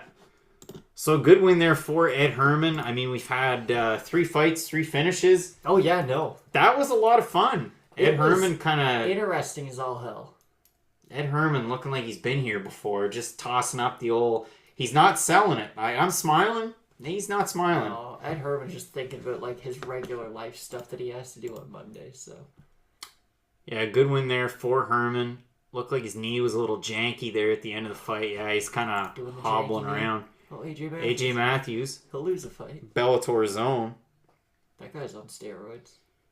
I mean, the whole construction dynamite thing. So yeah, Ed Herman's regular job is like he's a construction worker. Yeah, he's just a regular dude. No shame in that. Yeah, he's legit a regular dude that also fights in the UFC. Oh, he's a bad mother effer, don't get me wrong. Knocks people out. So that's kind of the whole thing. But yeah, a good win there for Ed Herman. Craig and I talk shit, but Ed Herman would kill us both with his bare hands. And he, you know what? Nice guy. But Ed, if I could say one thing to Ed Herman, you can head back. If you watch the pictures that I took before Moncton when we had media day, Ed Herman's hammer was hanging out of his sweatpants so bad. I'm hoping Muay Thai 24's point, but okay. That's a tough look. That's a tough look. You gotta wear looser sweatpants. You do. But Ed Herman able to get it done. We got 2 hours before our main card. We still have 4 fights left, so pretty decent pacing though. And usually in the UFC you have about a fight a half hour. So these ESPN fights really moving along quite quickly. It's better for us. It's better for you. And thanks again for joining us here on YouTube on Sports Booth. We're having a riff-raff. We're just having a good old time. You're having trouble with words. Having a hard time here and there, but yeah, enjoying the fights. And Ed Herman able to get. It was the knee, followed it up with some punches. They're calling it a TKO win. Great stoppage, though. Yeah, no, for sure. A great stoppage there. Tandan all over it. Hasn't been this many gingers in the cage ever. Yeah. Paul Felder, Ed Herman. Couple of gingers. Enjoying the fights, really. Yeah. Ed Herman's just like a real big Paul Felder, but also not as good. That's all I've got. Yeah, I mean, Herman able to get the win. If we hand it on over to Twitter, see what people are thinking. I mean, Herman able to get the finish there. That was a fun one. I don't think Herman's claim... I still don't think Herman's claim he should have won the Vellante fight has any merit. Herman win by TKO. KO prop was 430. It was wild. You know, you've got CFFC 74 going on at the same time. If we look over on KSW, of course, you had KSW 49 taking place. Roberto Soldic able to get the win there against Kazabowski. Okay, no, that knee landed hard. Able to get the finish. And new KSW middleweight champ Scott Askham able to get the win there against Materla. And the interesting thing there too, Michael Materla actually had a chance to join the UFC, decided not to take it, and had 2 fights against Scott Askham, both knockout losses to Askham. Patty Pimblett of him. Yeah, your former UFC fighter there. Damian Grabowski able to get the finish over Karel Badorf. Grabowski, former UFC vet. But yeah, overall, a really good card. I know Norman Park beat the hell out of Artur Savinsky. Unanimous decision, 30-27. I know he was totally on top in the first 2 rounds. It was one of the things I was following and paying attention to as we're getting ready for Grant Dawson taking on Mike Trezano. Grant Dawson, of course, in his last fight, took on Julian Rosa. It was a win there by decision, but he's a finisher. You look at his record, a guy who's, 13-1. Trezano, 8-0. Trezano's had 7 fights between his amateur and his exhibition fights from The Ultimate Fighter. He became a fighter 5 years ago in 2014, and he's 15-0 if you count all that body of work. That's a lot of fights. It certainly is. Straight up. But he's a really good guy. The thing that's kind of tough for him is, he beat Joe Giannetti by split decision. Joe Giannetti then went and had a draw. That was the worst fight in MMA history. Yeah, it definitely wasn't a good one. He's one of those fighters that is boring and not fun to watch. Trezano's not that bad. Like, if you go and you watch, so he beats Joe Giannetti in a fight that it should have been Luis Pena in that fight, but Pena had to back out because he broke his foot. So instead, you had Giannetti bumped up, and then my point was Joe Giannetti after that fought. It was Josh Harvey, NEF vet. He's from Bangor, Maine. They fought to a draw. If you look at Harvey in his last fight with NEF, he was able to win the promotion's title against friend of the show, Bill Jones, that we spoke with. Bill Jones. Yeah, so pioneer of the sport. Really, I mean, I said that and it was true. As we switch over to, and if you're following along in Canada, you're going to have to switch over to TSN. Now, there we go. So we have TSN. But yeah, it's kind of tough because it's tough to gauge the type of competition that Trezano's fought. Obviously, he won that season of The Ultimate Fighter, and you can't take that from him. But Grant Dawson's a guy who kind of proved himself in the minor leagues, came up with a big win on Dana White's Susan 8 Contender Series, which has kind of been like, I can say this in equipment terms. When you go and test out equipment at a manufacturer's site, they call it the proving grounds. Grant Dawson went to the proving grounds, got a win, looked great, and then, he got his first decision win. When he came into the UFC, he was able to get that win over Rosa. So poor Rosa, I hope he's okay. I think Dawson's going to be able to get it done here. It's tough because, again, Trezano hasn't lost a fight since he started fighting, really. And if we look at the odds, Dawson a slight favorite, minus 155, something around there. Mike Trezano plus 135. But overall, it should be a half decent fight, and it should be a competitive one too at 155. And if we look at the stats here, I mean, they don't really mean a whole lot because both guys only had the one fight in the UFC. Yeah. But it kind of gives you an idea because both guys fought to a decision. You had Trezano getting the win over Luis Pena. Grant Dawson over Julian Rosa. I think that's relatively similar, level of competition. Yeah. So putting these guys up against each other definitely makes sense. I mean, again, Grant Dawson's takedown average, he's going to be a good wrestler. You can see the submission win he was able to get on the Contender Series.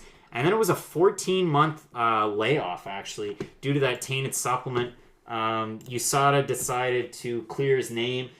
There was no wrongdoing on his part, but it's just a damn shame the way that some of those USADA cases go. You're missing out on a year of your career. You miss out on that, but at the same time, and to play devil's advocate, I know over on YouTube, I was in the comments section. We actually had a good conversation about this, but you look at some of these tainted supplement cases. WADA, the World Anti-Doping Agency, have a list of prohibited substances. They also have a list of substances that are approved. So you can look between USADA and the World Anti-Doping Agency to try and figure out what you should take. Or you can still have tainted supplements within those. And you mentioned it as well. You can take the Francis Ngannou approach. Don't do anything. He said this as far back as September 2017. Don't take any supplements because you never know.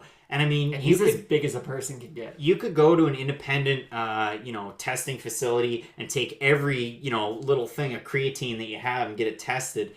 But no one has the money to do that. Nobody has the money or the resources to do that, or the time, because by the time you get the results back, it could be a few weeks. You never know. So a guy like Grant Dawson, plenty of promise, but as a young guy, I mean, he lost out on a big chunk of his career. Yeah, 14 months, you could have had 3 or 4 fights in that time. Yeah, USADA's the worst. They're definitely not the worst. That's the other thing. We finally saw with Bellator, actually, we had a suspension there with Nieto, who was in the co-main a week ago or so, as James Krause again cornering another fighter. How many drugs do you have to be on to fail a Bellator steroid test? Yeah, James Thompson's one of the only other guys who they're like, listen, James, we get it, you're from a different era, but we can't be having this. Yeah, old Colossus. He looks scary, but you touch him on the chin, he's probably going down. Yeah, it's weird that he kept fighting until relatively recently. Until like a year ago. I don't know. Like, didn't he get knocked out by Butterbean? Yeah, when Butterbean barely touched him, he just kind of went down. Yeah. He did fight and beat Mark Goddard twice, fun fact. Yeah, Mark Goddard's MMA career, definitely not as good as his refereeing career. Certainly not an illustrious one. Joey McKenna, big fan of Ed Herman, saying caught him top of that noggin. Caught him top of the noggin. Great fight and the knee at him dancing. Ha ha ha. Yeah, Joey McKenna, big Sixers fan, big Philly sports fan. Hey, Raptors. Shout out to Joey there, but yeah, the old Raps. Beat you. But now the Raptors going to lose to the Bucks, so I can't talk any shit. Trezano making his walk to the cage, like I said, 15-0 as far as his MMA record's concerned here. Coming off the Ultimate Fighter Season 27 from last year, the win over Joe Giannetti. And then he beat the People's Champ, Luis Pena, a guy who, if we can stop and talk about Luis Pena for a while. Let's go. I think he's a guy that just stop worrying about the weight cut. Either fight at 45 or 55, but don't strain yourself. But you strain yourself for both of them. Fighting at 135 was a huge issue. Yeah, fight at 145. You look terrible. Like, you look like you're on death's door. So, yeah. And I mean, he became just the best of friends with Mike Perry, and then that just had to fizzle. Yeah. I don't know. He seemed to have a lot of promise. He was kind of like the golden boy for that tough season. I know he got hurt midway through the season. But, yeah, just kind of unfortunate, because it's almost like they were trying to build him up to be the next big star. Just his talent doesn't really equal the level of promotion they were giving him. Similar to Sage Northcutt. 100%. I mean, we're getting the particulars. And like I said, 14 months of Grant Dawson's career lost. He's only 25 years old. You're going to have similar height and reach in this one. And not sure whatsoever why they're showing a discrepancy in weight, 145.5 and 146. Featherweight. Yeah, I guess so. Poor Sage. We could talk about that, too. Yeah, I mean, Sage Northcutt. I don't want to say I told you so, but I kind of told you so. Cosmo Alexandra able to get the knockout win there. I know a lot of people in North America surprised that Sage lost, but Deadspin. It's not the minor leagues Deadspin. Not even that. I was telling people, I said Cosmo, he's a world Muay Thai champion. He might not have the MMA fights recently, but still, he just fought Nicky Holtzkin like 6 months ago. Got knocked out, but still. Still, if you're fighting Nicky Holtzkin, you're doing something right, because he's one of the best of all time. And then you're giving him a guy who primarily strikes. That's not a big departure from where he was anyways. He beat John Wayne Parr twice with leg kicks. Not once, and twice with leg kicks. And a great thing for one as well. Now you have brother-sister duo champs. That's amazing. Finally, because enough friggin' opportunities. That's but true. Angela and Christian Lee. Christian Lee went, I don't know. He almost had his arm. He went Genghis Khan and just like ripped everything apart. He just kept striking. Yeah. Only like 3 out of 10 strikes landed if you actually go back and watch it. But Shinya went back. I was surprised, they had the fights in almost like a kickboxing ring. They did. I didn't like it. Almost like you would have had way back when in Pride, which was kind of weird because I prefer the one circle, almost like Bellator. And then our boy, Gary Tonin. Gary Tonin went ham. That boy went for a deep single leg and turned it into a heel hook in 55 seconds. Checking to make sure the door is closed is Keith Peterson. No nonsense. That's going to be the most gangster way to win a fight. Rip a guy's ankle apart in less than a minute. As we get the start of round number 1 between Mike Trezano, Grant Dawson, Matt. Before the fight, we're saying that the odds were really close in this one. Dawson, a slight favorite. I believe I took Dawson, but I forget. It's been a long day. I'm gonna go with Trezano. He's had more experience as of late. Most of his career has happened since Dawson had his suspension, so I'm gonna pick Trezano. That would be the smartest thing I've ever said without trying to be smart. Yeah, I mean Trezano able to stuff the initial takedown attempt too. Both these guys definitely bright futures as well in the UFC. Dawson's still going for the takedown, looking to work the legs here. Body lock. Yeah, he's got underhooks. Nice knee. Holy Trezano's crow. got to dig for an underhook, though. He can't just stay with the body lock and grab the fence. Yeah, Dawson's still going for that takedown. First minute into round number 1, it's Dawson still going takedown. Lost one of the underhooks. Pressuring Trezano up against the cage here.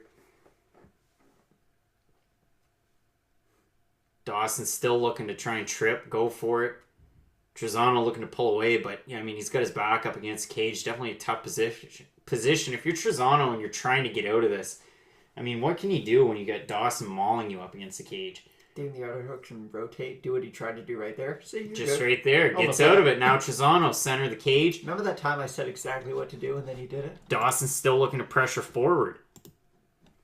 Now it's Trezano, both guys working at orthodox stance. You've got Trezano in, they've got it mixed up. I guess they've got it by short color in the bottom, but Trezano in the red corner. You get Dawson in the blue. Looping strikes there from Trezano. Doesn't look like anything really landed. If we're looking at the striking totals, you get Dawson up so far. Nice head kick. Could be a night of finishes. From Dawson. Good leg kick on that. Yeah, Trezano's landing counters every time, though, and he's doing a good job with the range so far. He looks in good shape at this division, too. Nice knee attempt there from Dawson, just to throw a different look at it. Yeah, we just saw a knee almost kill a guy. Both of these guys doing pretty good job from, up in close as well. Longer guys for 45. Trezano's doing a good job with that jab, though. It keeps on sticking it right in the eye of Dawson. Dawson really looking to push the pace. Oh, went deep for that. Really deep on a single, just below the knee, too, and he's able to get it. Trezano pull guard and heel hook him. It's going to count as a point there. Ooh, Dawson. Really going for an unorthodox look here. Might go for a throw. Just jump on the back. There you go. Got him in a backpack That's here. Predictions. Grant Dawson all over Trezano. Trezano might be able to buck him off, though. See? Might be able to. Dawson's still looking to get that leg in there, trying to get Trezano's back once more. Okay, Damian Maia does the same thing, but what he does is he tries to pull you off the cage and then he sneaks behind you. I know I'm comparing Damian Maia to Grant Dawson, but still. James Krause trying to, let him know what's what. Nice knee attempt there from Dawson to try and throw him a different look.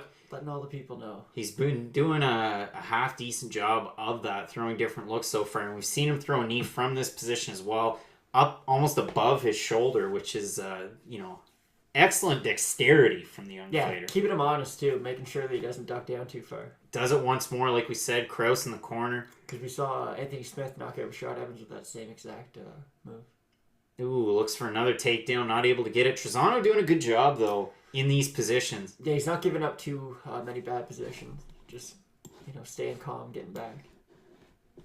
Nice leg kick there from Dawson. Another nice one to the outside leg. Bit of a cut above the right eye here of Dawson early. And it's that jab of Trezano. Like, it's real accurate. Ooh, another nice jab, too. I mean, and a good job of takedown defense from Trezano as well. Doing a phenomenal job so far. You have to wonder if that's going to wear on Dawson. Nice inside knees there from Trezano. Really doing a good job here with Dawson's back up against cage.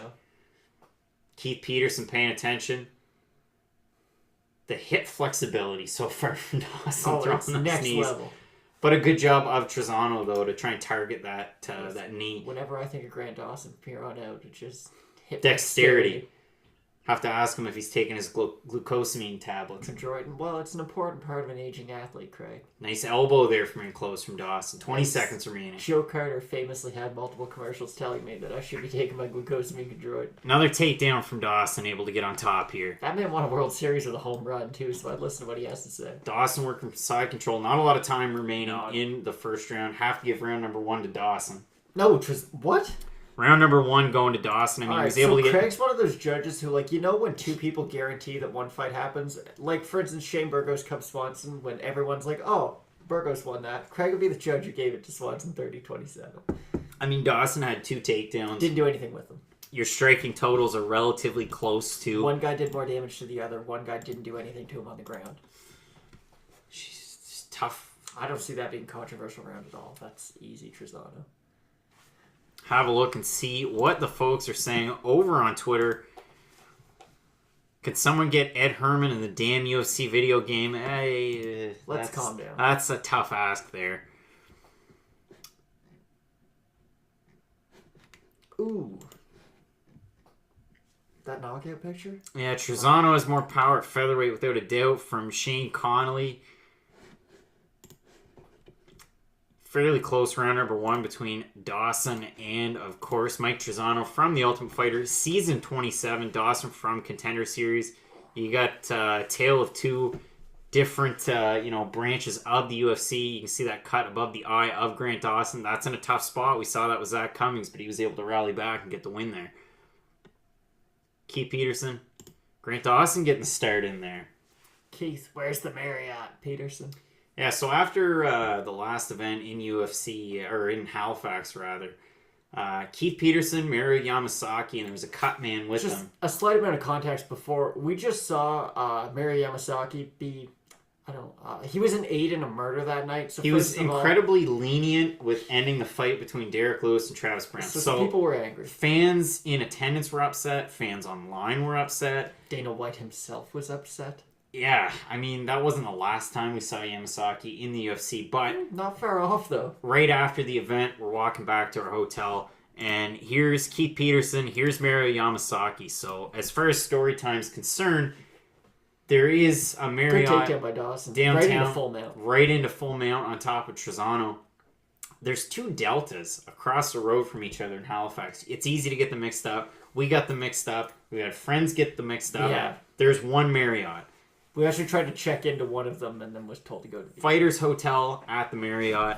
Mario Yamasaki, Keith Peterson, 0 cents of direction. Mario riding a high from just letting that fight go on 5 or 6 punches too long. A murder will stay with you for a long time, I believe. Grant Dawson with a lot of pressure from the top. He's getting the back of Trizano. This is a spot you don't want to be in if you're Trizano. There was a reason he was a favorite, I guess. Plenty of submission finishes on the record of Dawson.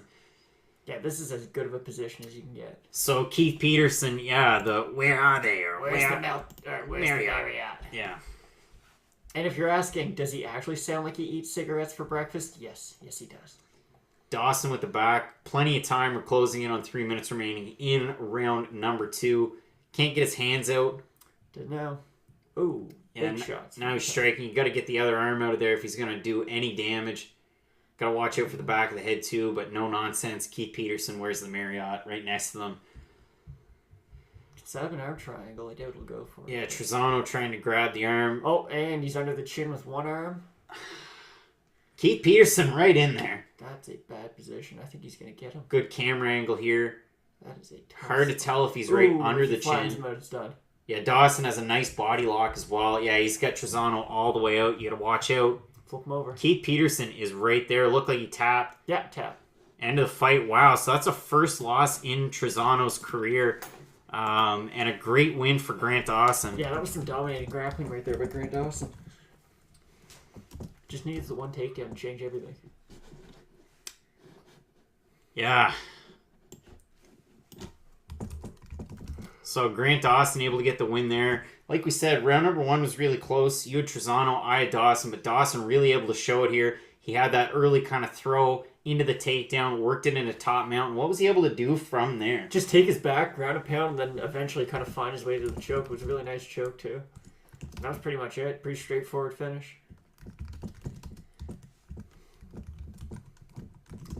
And like I see you tweeting right now, it really was unfortunate that he kind of missed out of 14 months of his kind of athletic prime. Dude, you saw it in their very odd protocols. What is that guy doing in the corner? There's a guy with, I don't know, you could call him haircut, really. Just sitting there and having a good time as we have a look at the card. So, Matt, we've talked about the undercard. We've talked about the first 3 fights in the main card. Felicia Spencer taking on Megan Anderson. Anderson coming off a win over Kat Zingano. Felicia is not impressed by 6 inches. I did learn that from one of her interviews. Friend of the show, Jay Anderson, asking Felicia Spencer about the height discrepancy. So Megan Anderson's going to have about 6 inches of height over the Canadian Felicia Spencer. Jay, also Canadian. They're hanging out in New York. But, yeah. That don't impress me much, said Felicia. And she knew what she was saying. She was laughing. Yeah, no. Either way, Megan Anderson, she had that gnarly win with the toe in the eye of Zingano. Cut the eyelid. Yeah, and then Zingano's been on this big thing to ban eye pokes with the toes, like it happens all the time. And if you look at Felicia Spencer, 6-0, she's won her last 2 in a row by submission. She has 3 total submission wins out of those 6. Wins over Helena Kolesnik and Pam Sorensen, and she won the vacant Invicta featherweight belt in her last fight. And Pam Sorensen is no joke. That's a big win at 145. Honestly, and I know what the odds are, and I'll pull them up here to give you an idea. Megan Anderson's about a 2-1 favorite. I've got Spencer in this one just because we know that her ground game is very good. And if you go back and you look, we know Megan Anderson's ground game is very bad. It's not that great. And Cindy Dantois beat her. Yeah, and Holly Holm dominated her with a ground game. That Holly Holm, we've seen her incorporate it recently. Not great though. But it's not her bread and butter. It's not her base. Actually, pretty bad when she gets to the ground. She's not very good either. So no, and Grant Dawson feeling it. The one thing I don't get about post-fight UFC, there finally pops the mouth guard out. A lot of fighters don't pop the mouth guard out right after it. Me. Or, you know, there's certain fighters like Pete the Heat and Bellator, you just pop it out and throw it into the crowd.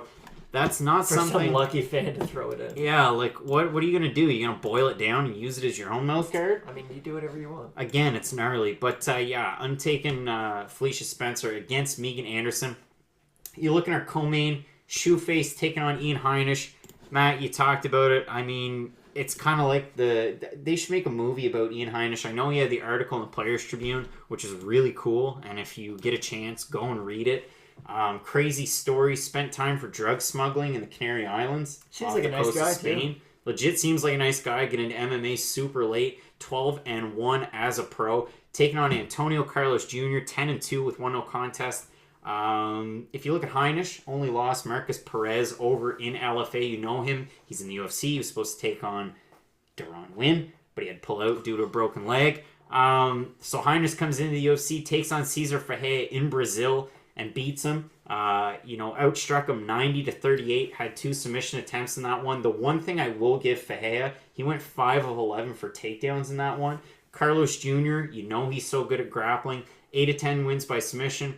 Pan American and world champion at Brazilian Jiu-Jitsu. It's absurd how good he is. Quite a few gold medals to his name. Owns a win over Marcus Rogério de Lima at heavyweight, and he won that season of The Ultimate Fighter Brazil 3 at heavyweight. Then dropped down to light heavyweight, and then middleweight. Now he's still at middleweight. And the one thing that really bugged Matt, I know Matt, you talked about this quite a bit in our last episode of This Week in MMA. Yeah, he got knocked out by Dan Kelly in the 3rd round. And I know that was a while ago. It's one of those losses that sticks out so much because I can't name a single person on planet Earth who would get knocked out by Daniel Kelly, who's not a small child. So, very odd win, or very odd loss, sorry. But, I mean, skill-wise, he should beat Ian Heinisch in this fight. It's just... there's that question mark. If Dan Kelly can knock you out, Ian Heinisch can send you to the hospital, too. And the other thing with Shoeface, he's won 5 in a row. And he's also won 3 of those by rear naked choke as well. And we're asked if you like Oliveira. I do look at the comments, and we both have Oliveira to win over Nick Lentz. Like you know, there's 1-0 contest, and Oliveira has a win in there as well. And that one was a fight of the night. So if you go back to the no contest, that was all the way back in 2011. Lentz and Oliveira have been with the promotion for a really long time. So if you bring up the stats and you look at those two guys, it does make sense. You can actually play the stat game in that one to try and compare and contrast those two. But yeah, we both definitely like Charles Oliveira, and I really appreciate the comment there. We definitely pay attention. We're also live over on sportsbooth.tv, live and in real time. There's about a 1-second delay between us actually watching the fights and you interacting with us. As well, you can pop up and have your feed of ESPN over there. You can have ESPN, MLB.tv, DAZN, or Prime Video. So kind of neat stuff there. But I appreciate the comment. I like his style as well. And you look at Oliveira with all those submission wins. He's got the most submission wins in UFC history at 13. What else does he have? I mean, he's won, 4 in a row by submission as well.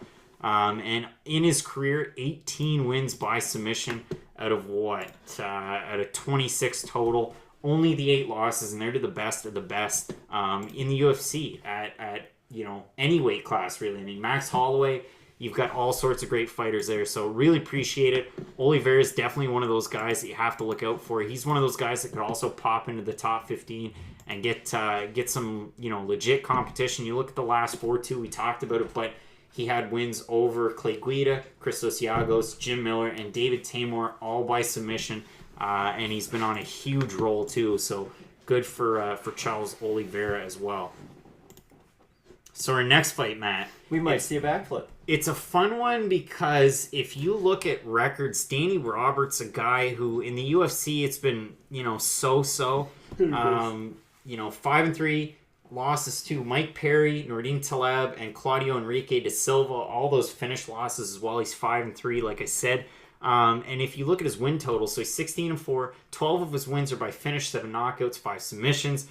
Pereira is a madman. I wrote that down on my notes, but he's legit like nuts. And if you look at his record, it's kind of funny because he's 22-9 with 2 no contests. If you look at his last fights, so he fought 7 times in 2018. He went 4-1 with 2 no contests, 8 knockouts to his record, 6 submissions. Like, he's a super wonky guy. They're showing him weighing in. Apparently he's 25. He looks like he's 32. And he fights really weird. He's the type of guy that would throw back flips. Like, he'll stomp on somebody. If you've seen the no contest, one of them was, his own fault. And then the other one was, I can't even remember what it was. It was weird. He's a crazy person, though. Yeah, apparently there's beef between these two guys. I don't really understand it because Danny Roberts seems like a cool, normal guy. And Pereira seems nuts. Yeah, no, he seems... Yeah. You don't see a lot of fighters come over from Road FC He seems like the type of guy who'd come over to you and just start talking about dog fighting like it's a normal part of your life. Yeah, like Pereira, he fought in Road FC. He's fought in Heat MMA, which Satoshi Ishii recently had a fight with Heat. Kind of a weird promotion. That one. So yeah, I mean, Michel Pereira, I'm really excited for this. As we see a big bottle of 5-hour energy. Yeah, because he fights really weird. Apparently... Famous burgers by Jose Aldo. Yeah, Jose Aldo. I want to go to Brazil just to go eat there. Yeah, I mean, why not, really? Cheap flights, you can get there easy. Yeah. If he's going to get a win here, I mean, Danny Roberts' defensive wrestling is great. You look at the fight that he had against David Zavada.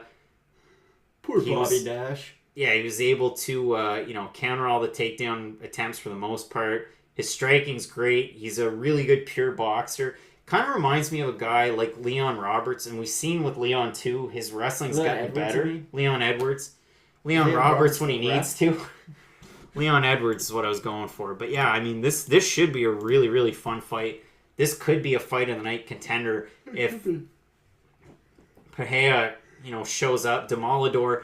I know I went back and forth on YouTube through the comments with Chris Burns. Chris, if you're watching, don't talk so much shade against Pereira. Like, you were in every single comment section saying how bad he is and how bad his striking is. So if you've got a personal vengeance against Michel Pereira, that's on you.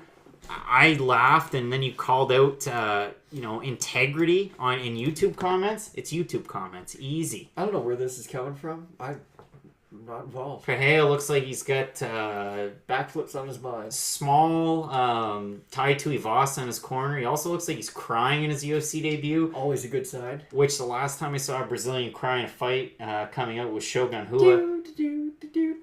Taking on Anthony Smith. Did not bode well for him. He is crying. Yes. I don't like this at all. He's not going to win. Oh, yes, I will fight. Make me think of Jean-Claude Van Damme when he was crying because the children don't remember the real Jean-Claude. Hey, you have to fight Danny Roberts. Let's get our emotions in check real quick. Yeah, that's a tough look there. I mean, you do you, but don't cry. So... Cry if you win. If you lose, I'll give it to you. Don't cry on your way out, though. Wait till after the fight. This is a tough one because, like we said, I mean, you look at the strength of schedule and the guys that Danny Roberts fought in the past, and you look at Michel Pereira, a guy who hasn't had that strength of schedule, hasn't fought those tough opponents. He's got a lot of finishes. Man, he's having a tough time with those pants. You expect him to win a fight? Yeah. He's crying. Has a fight ever been stopped because one guy just couldn't get his shit together? He's like, I'm just so happy. Listen, you gotta fight. Oh, he's watering his mouth guard with his tears.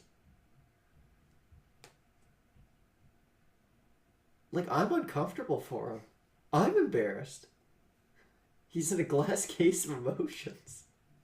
Matt, take my tweets, but legit, Michelle Pereira, I've never seen someone so emotional before. No. Just in any aspect of my life, I've never seen someone with this many emotions flowing through them. This is unprecedented, to say the least. Yeah, he's this poor cut woman. He's like, this is UFC Vaseline, and those are UFC stairs, and this is a UFC cage. He's not fighting in front of Jose Aldo's creepy face on a famous burgers ad. At least he's not fighting an Invicta with Hannibal Buress' face on the But mat. at least that's funny, you know? Now he's feeling it. Now he's smiling. He seems like one of those guys that's going to do this. Like... Yeah, but like, only he'd do it well, and the emotions would be real. Yeah, he's just wait, because he's a total nutcase in the cage. You see him crying here? He's going to knock down Danny Roberts, and when the referee runs in to go, no, he's going to do a backflip on both of them. There might as well be a chair thrown in there. Yeah, no, he'd be stunting on them. Yeah, I mean, you might hear like a Mortal Kombat finish him. Oh yeah, and he's going to rip out Danny Roberts' spine. Yeah, this is getting way too real. Danny Roberts, like, he's been here before because he's an 8-fight UFC vet. Of course, we talked about it, 5-3 so far in his tenure with the promotion. A good sign he is not crying on the way to the cage. No, he's running because he wants to get this one over with. But you look at the losses, and I had mentioned them. Nordine Taleb, who's been on a bit of a run. He looked good in his last fight, yep. Nordine Taleb has been on a run of losses, not wins. He has looked good, even though he has been losing. Mike Perry has been kind of wishy-washy, and Claudio Enrique da Silva. Mike Perry's legit at all of them. Yeah, he is. And again, all those losses by finish too. Pereira is the type of guy that can get a finish as well. So interesting as we head into this fight. Like they said, Danny Roberts, 5 first-round finishes, 7 by knockout, 5 by submission. He can get it done in a lot of different aspects. A really good pure boxer, really good defensive wrestling, things that he's going to need against an opponent like Pereira, whose record kind of reflects Roberts. But if you look at Roberts, he's fought tougher opponents, fighting in Europe, fighting in North America as well, and just coming up and fighting tougher guys. Not like Brazil is known for its fighters, Craig. Pereira, fighting good competition in Brazil, but going over to Asia and fighting some kind of lesser competition with Road FC, Heat, and the like. And another shout out to a friend of the show, John Hyun Ko, Kumite TV. He's one of those guys that covers Road FC extensively and does a lot of really good fighter reviews all across the world. So make sure you check him out over there. Michael's lying on his birth certificate. Yeah, Michael's Cuban. He's not even Brazilian. Says that he's 25, but there's no way he's 25. He's not 5 years older than me. He's not a year older than me. That's insane. As we get ready for this one, a lot of people are... I know Shane Connolly over on Twitter, too, seems to think that this could be one of those fights to watch. Maybe it hits you all at once, Craig. Maybe that's just a year away from looking like him. Yeah, maybe at 25, I'm just going to crack. Yeah, it's like you drank from the wrong cup and Indiana Jones. Oh my gosh. All right, let's save a little bit of energy for the fight, though. Yeah, this is how Johnny Walker popped his shoulder, and Matt's losing Skittles. I lost a Skittle up my sleeve. That was how Johnny Walker I can't find it. Popped his shoulder, and yeah.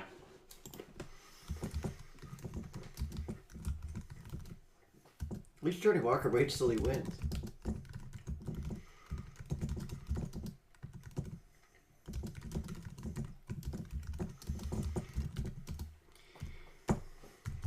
Referee Todd Anderson.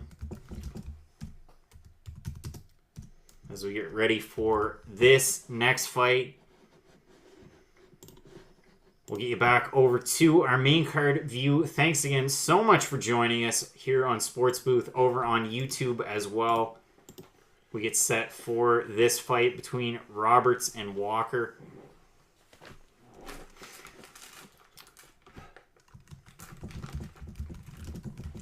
Both guys opening up fairly wide stances early. In the blue corner is Pereira switching stances. Roberts in the red corner. Nice right hand there early from Pereira. And already he's off the side of the cage. That's what we like to see. Michel throwing it. Roberts looking really defensive so far, actually.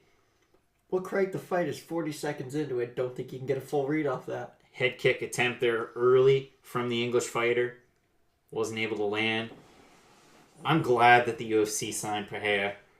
I mean, it's... He's pushing the pace. He's a nut. And if you can take anything out of the Johnny Walker playbook, it sells. It's... Yes! Craig, you need to calm down. Show me some cartwheels. Show me some somersaults. That's what I want to see. All day, fella.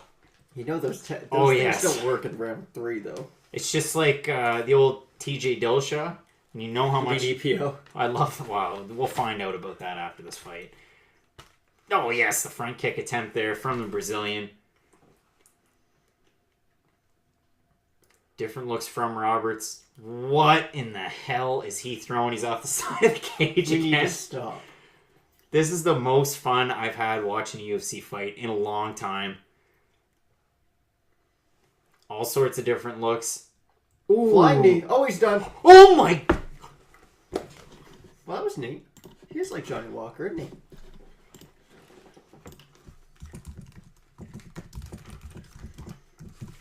That was quick. I just made money. Oh, man. Well, that was fun. Yeah. Damn near killed him, man. Oh, Michel. Flying knee into a straight right. And if you look at the odds, they were...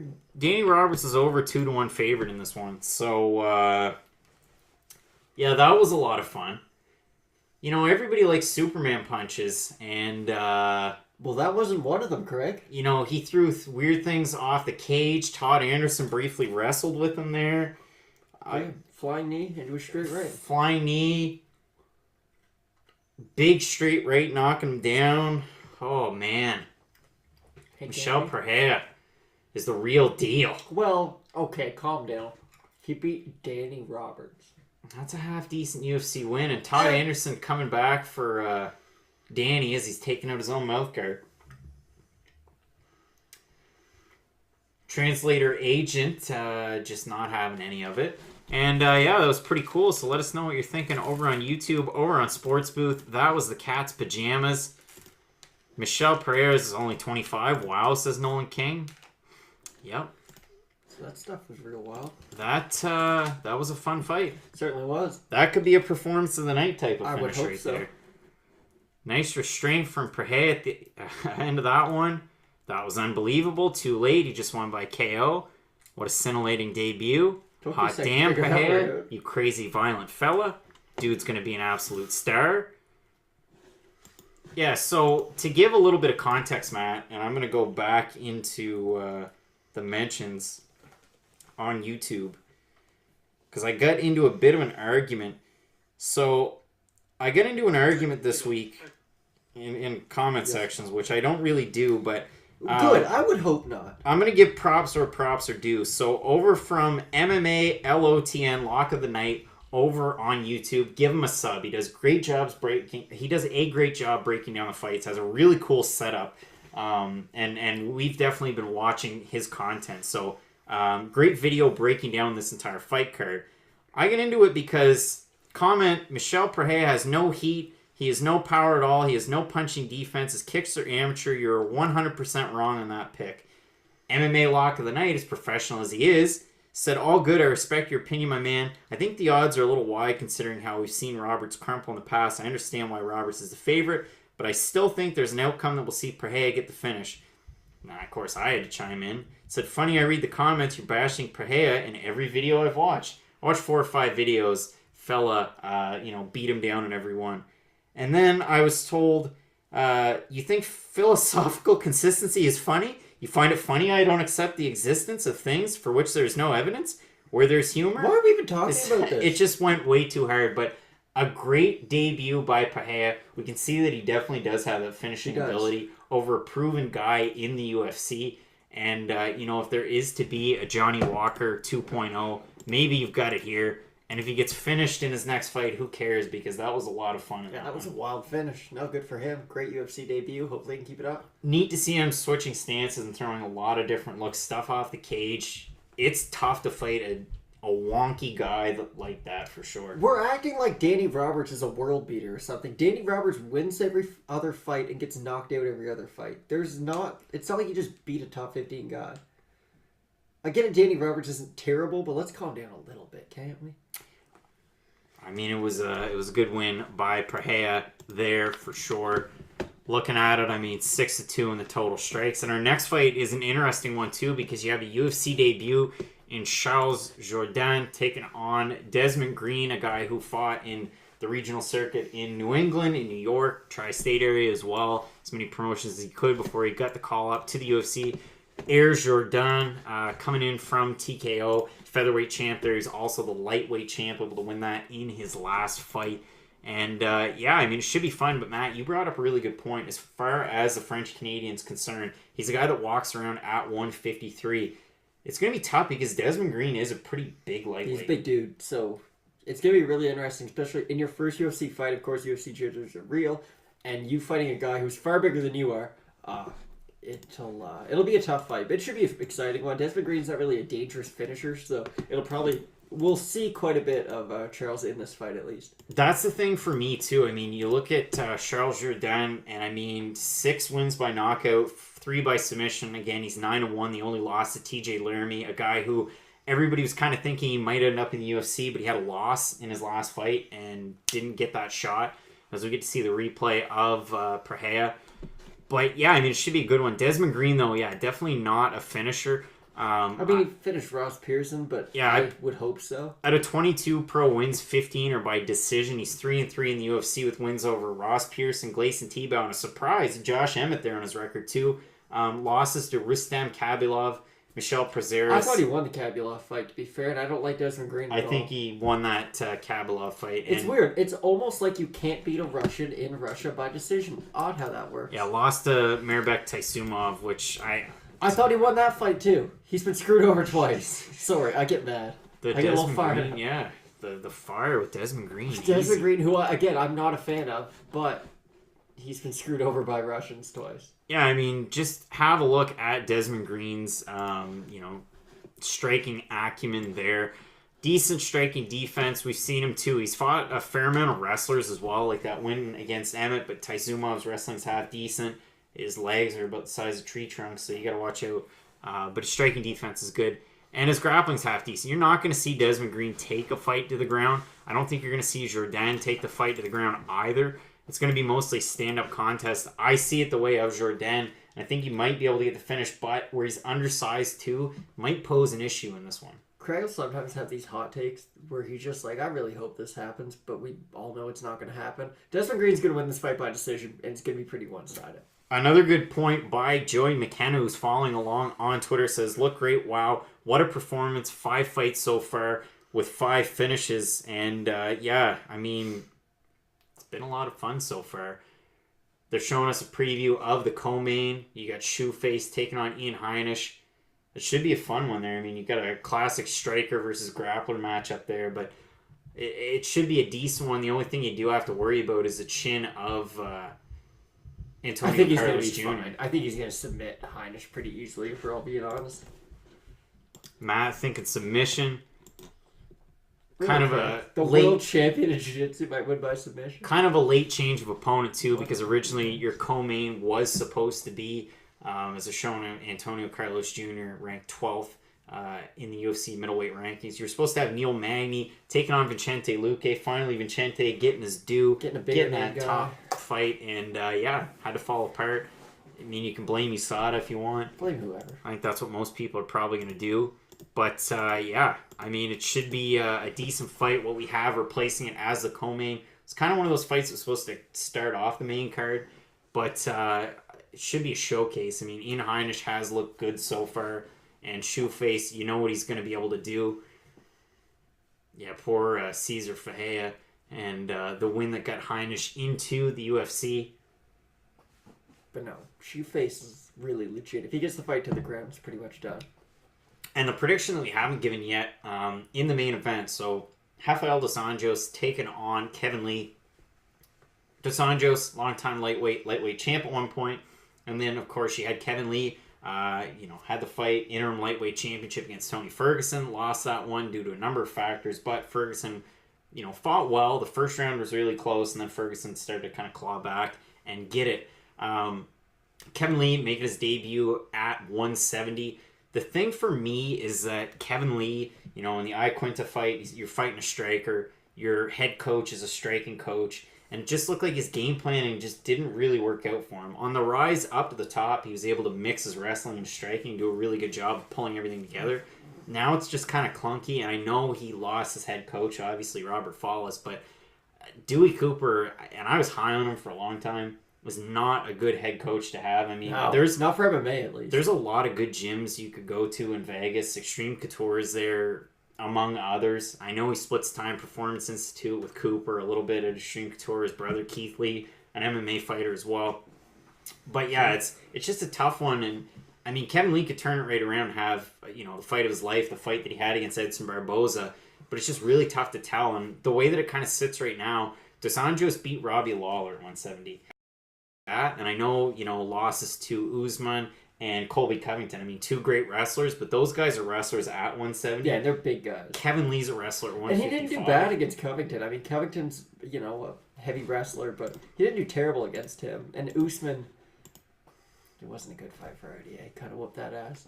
Yeah, exactly. But Kevin Lee has the style to beat RDA. The guys who have managed to beat him, just hold him down, kind of keep him there, don't play it too risky. I just don't know if Kevin Lee's going to be able to do that. So I'm going to take RDA either by one-sided decision or by TKO in like the third or fourth round. Yeah, I mean, RDA is the type of guy that can throw punches and bunches. A classic that man never gets tired too. No, exactly. And, you think about Kevin Lee's last fight. Yeah, Iaquinta just kept the pressure on, looked great. I think if Iaquinta can do that at 155, RDA can do that at 170. The difference is Al has a way better chin than RDA. Yeah, that's true. But I just don't know if Kevin Lee has this power in the striking to take advantage of that. And it's not like RDA has a bad chin. It's just... Yeah, if Kevin Lee can kind of do what he's been able to do before, bring everything together, I think he'll do a good job. Yeah. So yeah, taking RDA, both of us in that main. As far as the odds are concerned, they're really close. Kevin Lee, a slight favorite, but they're starting to close in, at par. We look at the total odds. As far as the week's gone, Lee was at a minus 145 at one point. If you're able to get him, the odds were at par, and then today they slumped way down to have him at a minus 130. I mean, you talk way down, but it's all relative. So people are putting money on Kevin Lee. But at this current, point in time, starting to close in, RDA, since he was 155 and then, lost the belt, when he came into 170, he did look really good. He had a 3-fight win streak. He beat Tarek Safadine, who, I guess that doesn't mean much, but still a good win nonetheless. Ran over Neil Magny, got that real nice head and arm triangle, and then beat the brakes off Robbie Lawler for 5 rounds. So RDA's definitely shown what he's capable of doing at 170. So it's definitely a good fight. It's kind of a weird main event because one guy's lost 2 in a row, the other guy's coming off a loss, but still a good fight. Yeah, it's definitely a good fight for sure as we get ready for this fight between Desmond Green, UFC debut for Air Jordan, and of course you can see the promo for Dana White's Tuesday Night Contender Series, the episode that came out yesterday. Of course, Derek Krantz getting a UFC contract, Eric Silva's brother getting a contract. It's funny because Eric Silva wasn't in the corner of his brother, who recently signed a Bellator contract. Silva did. Supposed to be in the fight for the interim, or not interim. For the alternate in the Bellator welterweight Grand Prix. Had to pull out due to injury. Of course, Lorenz Larkin won his fight. He is the alternate, so if anything goes down, he gets the fight. But, he's a guy that his full intention of going to Bellator is to be able to be more active. Haven't really seen it a whole lot. Certainly not. But the thing with Bellator right now is that they've split off between Bellator and Bellator European Series. We've seen a lot of fun fights. Of course, the British fans got another really good card in their last European Series. And Bellator has really been making moves. And it's interesting, of course, as well, because you had Douglas Lima getting the win against MVP here recently. In that main, I was really surprised that Patricio was able to get the win over Michael Chandler. Chandler this point, I mean, it's a coin toss of which Michael Chandler you're going to get, Yeah, you whether or get the not one he's who going to gets get knocked finished. out or the one who doesn't. Exactly. I mean, even who'd he win the title from? He lost to him when he... Brent Primus. Thank you. Even Brent Primus kind of dropped him with a jab. I don't know if Michael Chandler's chinny. I think that might be an over-exaggeration. It's just there's a big speed difference between him and Pitbull that he's going to have to overcome if they ever do a rematch.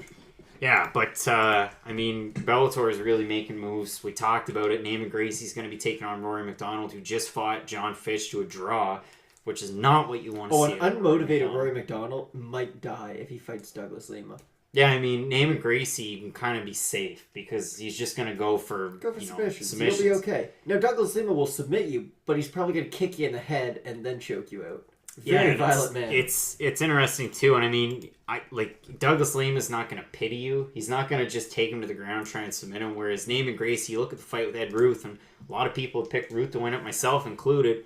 Actually, no, that's not 100% true.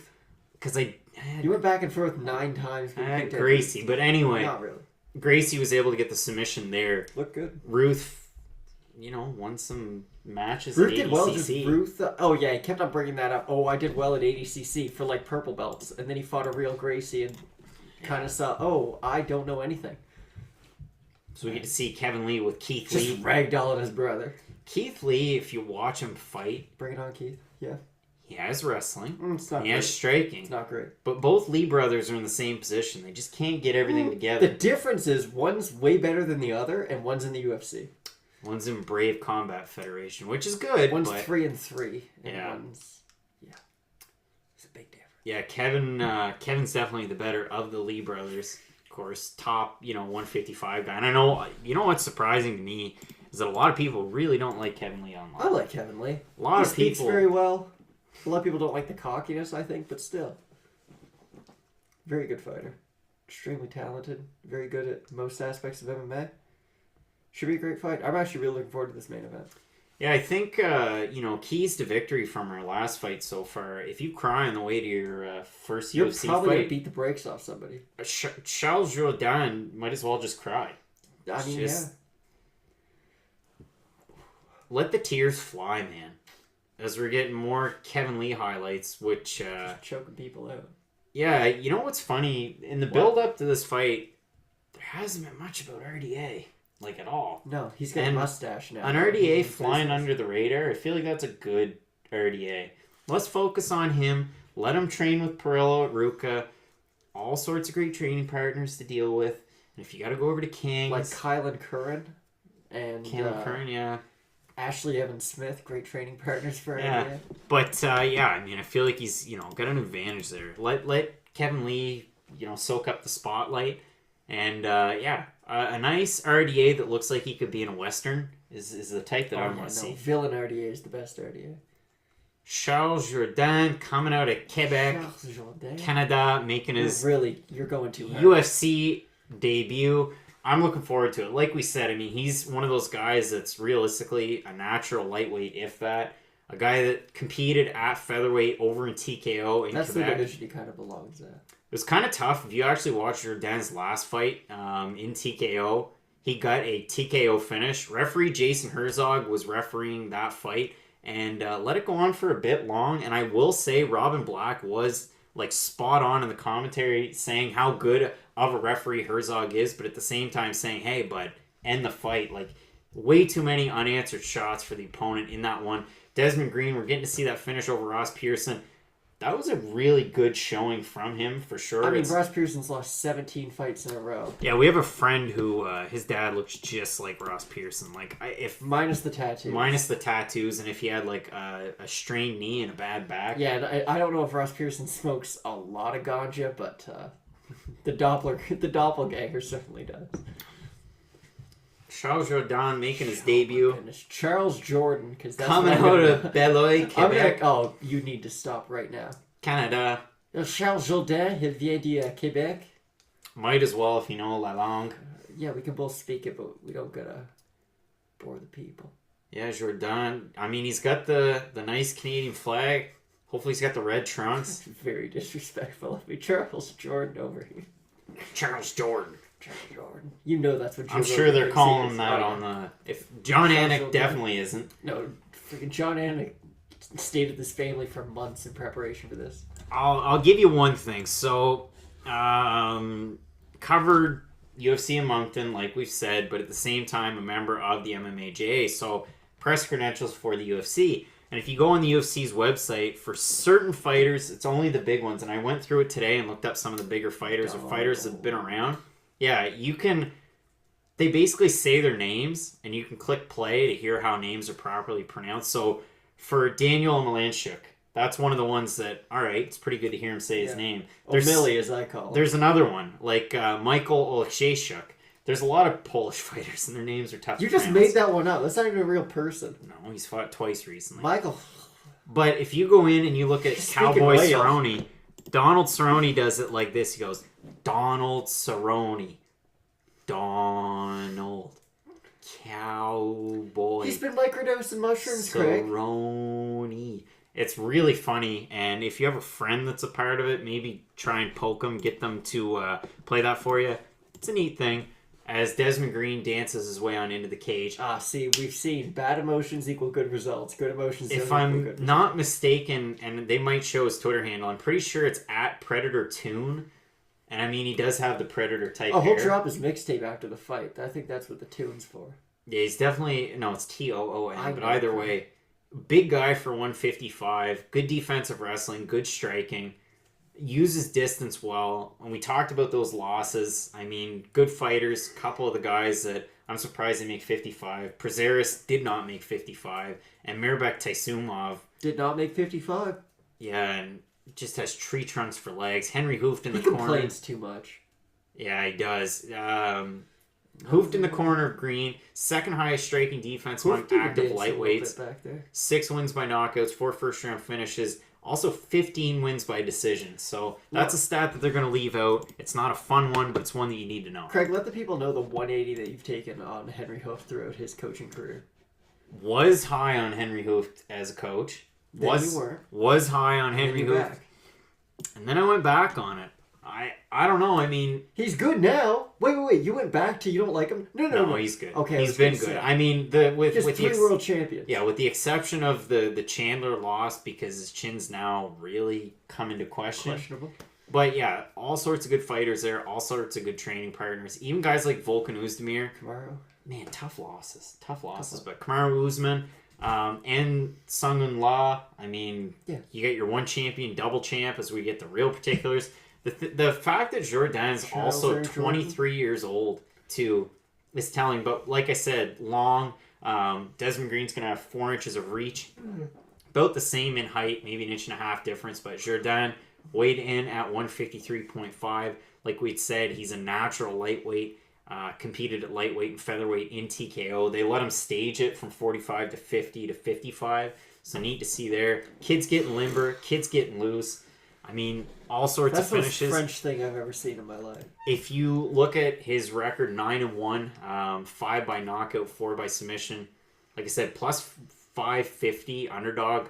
Kind of surprised me. I think for Green to get a win, he's probably just going to, take it to decision. Stick a move. In and out, bob and weave. Look for an uppercut if you can. Typical Desmond Green fight. And I mean, I don't mind that. We cherish it here at Fight Night Picks.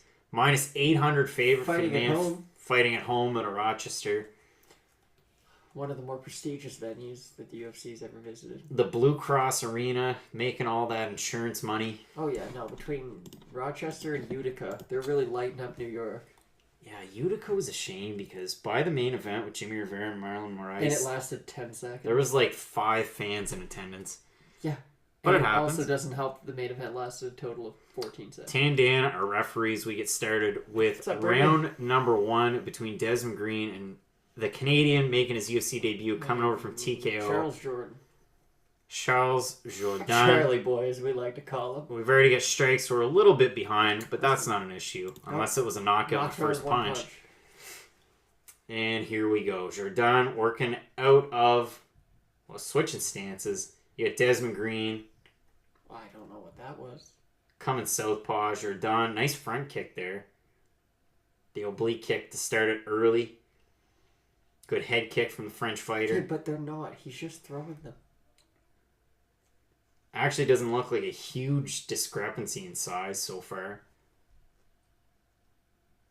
Good body kick there from Green early, about 30 seconds in. Jordan. A lot of movement so far from the Canadian. He keeps on jumping. Different strikes. Yeah. Looks like he's trying to set up that flying knee or jump knee.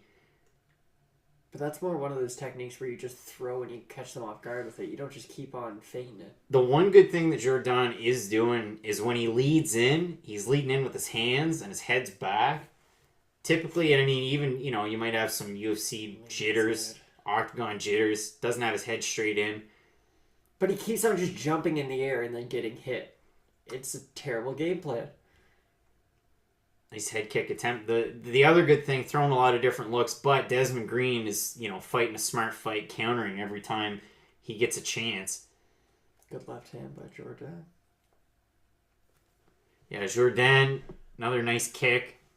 Get a right land from Green so far, about a minute and a half into round number 1. Let us know who you're taking in the comments. I mean, Jordan was a plus 550 underdog. You had Desmond Green ending at about a minus 800. Another nice right hand there. Green keeps on catching with that check right hook every single time. Yeah, every single time the right's landing for Green. Jordan's being the more active fighter, trying to push the pace and land. But as far as total strikes are concerned, I mean, they're relatively negligible at this point. But Green able to counter just about every single time, doubling up on the strikes. So we're 10-5 right now, early on into round number 1 between these two guys. Be interesting to see too. I mean, Jordan in his next fight is going to be 55. Is he going to stick around? Probably here? not. He's going to move down. He has staged his career in such a way that lately it's been from 45, 50, 55 in Quebec. Now fighting 55 in the UFC. Pretty cool to see a bit of an influx of Canadian talent too. I mean, Kyle Nelson, we've seen him. Jordan, we've seen a lot of good fighters come over from TKO. Brad Katona. Also, you know, you just look at fighters coming out of TriStar lately, too. I mean, Nordine Taleb looked good until he didn't recently. He's lost 2 in a row, both by stoppage. Yeah, hasn't been great from him. I guess he won decision his last fight, but I can't remember who it was against. Yeah, Jordan's starting to pick up the pace as far as the strikes are concerned. We had a battery just totally collapse on us in our fights. That's never good. But we continue on. We continue as I see a TV that says no signal on it. Yeah. Some technical difficulties. Yeah, as we continue on. A little bit of time remaining in this round. I'm sure there's heavy action involved. I just can't view it. Yeah, really tough to see. There we go. As the good folks over at Microsoft let us down once again. Yeah, back online. Getting her going. Man. But again, thanks for joining us over on Sports Booth, over on YouTube. We're having some fun. What's your favorite color? Red. Mine is red. Red is the color I usually go with. Just gonna end our countdown timer as the computer decided to evade us. And that's just the way she goes sometimes. That's what happens when you go live. Anything can happen. Screw it. We're going live. We're going live. Yeah, Jordan and Desmond Green. Great fight. You could help us out in the comments. Yeah, let us know what's going on. The roles are reversed, guys. We're back. Yeah, really tough to tell. Phil DeFries wants to fight now. Damian Grabowski. I don't know. But why, though? That's not a... Shutting down? Yeah, for some reason my computer's shutting down. Fight's continuing. We're going to cancel it. We're going to hope to get this train back on them rails. I mean, Desmond Green, again, leading as far as those total strikes are concerned. Nice takedown, too, from Desmond Green. Passed the guard nice as well. Didn't pass the guard. See when strikes by position do favor, of course, like we said, Jordan at this point. Just absolutely nothing. Wow, this... Really just hitting the brakes. Yeah, the return has been halted, guys. The return of the Mac. We can do something crazy, but might kill bandwidth here. Yeah, this can be tough. Whew.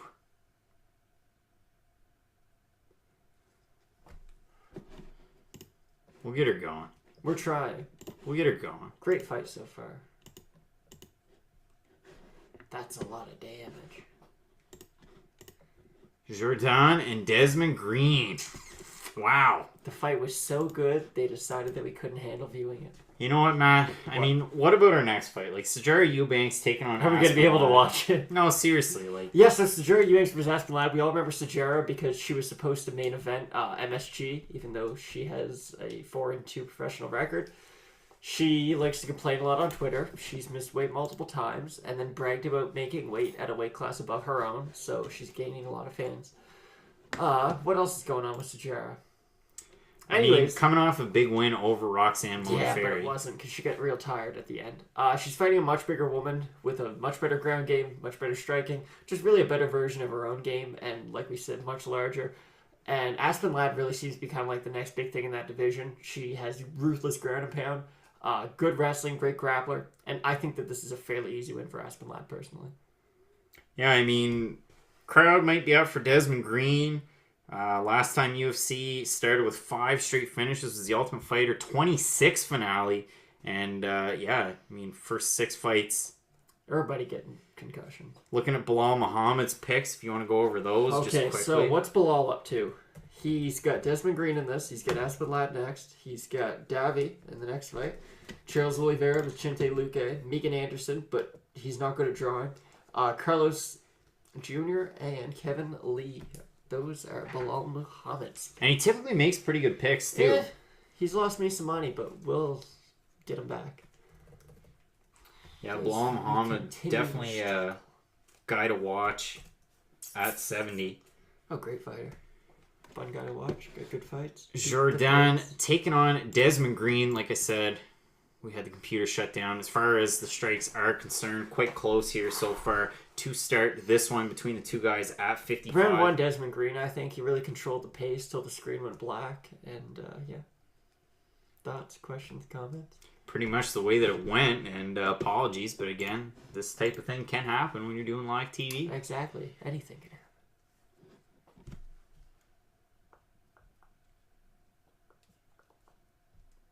We're just waiting for it to start. There we go. We're at 340 here in round number 2 between Jourdan and Desmond Green. You've got Desmond Green in the center of the cage. Nice jump from Desmond Green. A lot of knees to Your picture back too, which isn't too bad. Good leg kick there from Jourdan. Working from southpaw here. Trying to counter that lefty look from Desmond Green very often. It's not something he typically does in his fights. And again, we talked about it. Decent defensive wrestler and a pretty good counter striker as well. Going to serve him well in this fight. You're looking total strikes. They're pretty close here so far. They're showing the leg kicks. 15 for Jourdan compared to the 3 of Green. Another leg kick lands there from Jourdan. Under 3 minutes remaining in round number 2. Close one so far. And I mean, if you're the fighter from Quebec, you got to be happy with a debut like this. Yeah, exactly. Like we had said before, if you're a underdog of his level, just getting out of the first round should be considered somewhat of a victory. 100%. Doing the TKO family right. And a lot of good fighters from there as well. The only trouble is if you fight without promotion, typically the contracts are non-transferable, so you basically have to fight out your contract. And I know we were talking about Jourdan, and his only loss was to TJ Laramie. So Laramie fought out his contract with TKO. It looked like he was going to get a UFC fight coming up. And I think they did change those rules recently as well, where you can kind of opt out and end up in the UFC. But Laramie decided to take one more fight, and it was a loss. So kind of, might take another win or two before we see him in the UFC or maybe a Contender Series type of spot.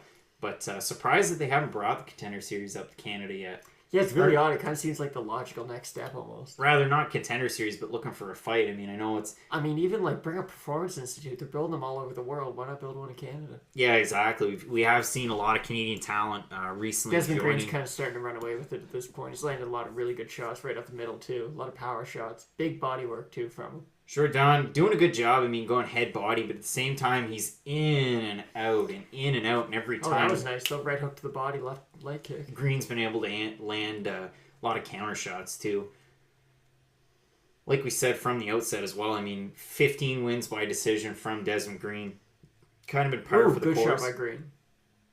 Green actually had 2 fights. One as an amateur and one as a pro with New England Fights, which we cover live Your next New England Fights card is at the end of June. Going to be from Lewiston, Maine, so might end up staying in Portland. Where the Maniacs are from. We're from. Formerly, sorry. Formerly. Folded. As we're in round number 2, we got about 45 seconds remaining in this round between Desmond Green, Charles Jourdain making his UFC debut. I would say from what we've seen, very easy round to score for Desmond Green. Yeah, Green, be tough to argue. A 20-18 at this point, unless Jourdain's really able to do something here in this round. He's going for those fake flying knees, though. It makes no sense. He has pushed the pace quite a bit. Just not landing much. Another nice leg kick from him there. Almost a takedown attempt from Green. Jourdain's still looking to push the pace. Good right hand. Yeah, these right hands I found a home all night from Green so far. He's starting to check the leg kick too and kind of counter off of it, so he's being savvy with it at least. Jourdain at least finishing strong, but not really able to get much done there in that round. I mean, pushing the pace, it does something for you, but not a whole lot from him in this one so far. If we head on over to Twitter, see what people are saying. Aaron Bronstetter. So if you are watching, you're in Canada, you can find this card on TSN 5. The main card's also going to be there as well. But just trying to figure out how people are trying to score this one. Yeah, a majority of it all on Green. First round Green. Every fan in the arena is cheering for him. I don't care. Give me Pereira versus Gaethje at 165. Yeah, let's calm down a little bit, though. But most people giving this fight the way of Desmond Green so far, and, kind of hard to argue at this point. You look as far as the striking totals are concerned, Green up in just about every category, strikes by position, pretty darn close. It's really been the leg kicks of Charles Jourdain versus everything else of Desmond Green. Yeah, 100%. Tandan about to give us a start of round number 3. There you go. Desmond Green taking on Charles Jourdain in his UFC debut. And, you can't be disappointed in a debut like this. Like you said, hasn't been finished. No, he's getting good experience with a high-level guy. Guy who's been around 8 fights so far in his UFC career. That jab is piecing Jourdain up, though.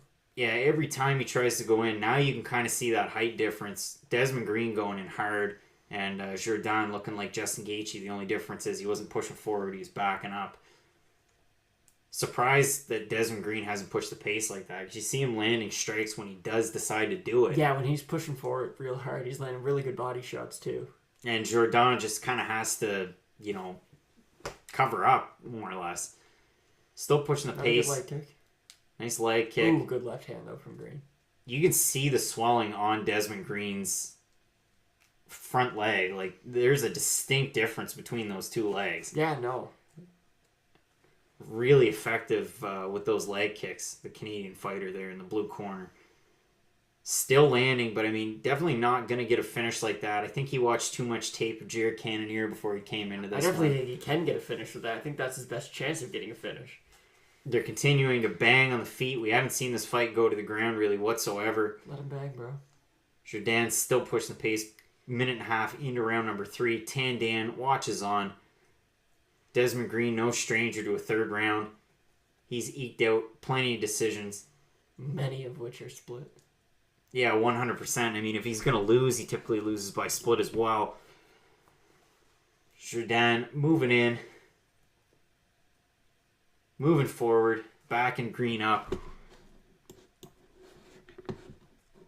Not really able to do one heck of a lot. And if you look at this one, after this, you've got Davy Hamos, Hubbard. The only other fight that you have on this undercard is, of course, Aspen Ladd's Sajara Eubanks.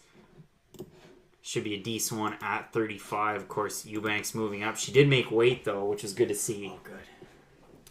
Always have to worry with old Sarge. Jourdain's still going in there. Could have pulled a Johnny Hendricks and moved up a weight class and still missed weight. Could have. Halfway through round number 3, it's been pretty much all Desmond Green, but you have seen some good things out of the Quebec fighter. Pushing the pace, been able to land a series of nice leg kicks, but not really able to string anything together. Now he's starting to take a little bit of punishment from Green. How long until Johnny Hendricks is the size of Mark Munoz?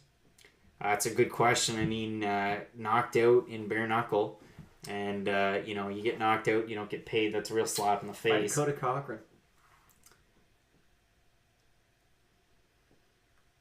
Adult film star. Sure, still pushing the pace here. Continues to push forward, but again, Desmond Green, par for the course. Counter striker. Looks like he got hurt to the back of the head. There's nothing wrong with that. I mean, just a standard kick from Jourdain that landed. Still pushing forward, but a minute and a half remaining. I mean, kind of have to wonder if you're Jourdain and you're going to get a win, you have to get a finish. How are you going to do it at this point? I have no idea. Desmond Green, a tough guy to try and finish. Green gets a takedown. Green.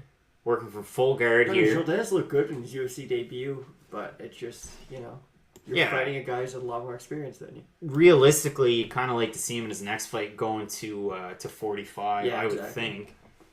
All he has to do is cut 8 pounds. Which even that, you'd probably be a 135. Green gets a back here, but I mean, Jourdain making his way back up. No, he's going down again. Another takedown from Desmond Green, just kind of running away with this round, really. You can see it in the striking totals. It's been all Green so far. Gets the back again, up against the cage. See if he's able to do anything with it. Not so much. Another takedown from Desmond Green. I mean, that's 3 straight. You never know. This could end up being a 10-8 round, really. No, definitely not, because Jourdain did his best work on the feet in this round. Push the pace, but Desmond Green all over him. How in God's green earth would this be a 10-8 round? No 3 takedowns. Okay, in which he popped straight back up. Better job in the counter striking, but Green, you never know. I mean, he's a guy with decent cardio. Not really going to see him falter here. Last 10 seconds, Jourdain looking to push the pace. Goes for that jump knee once more. Goes to try and land whatever he can. Now he's just running. Cardio king. Good end of that fight. Tandan liked it. The fans liked it. Did you like it? It was okay. You're scoring at 30-27 Green. Yeah. I'm assuming. Desmond Green getting the win.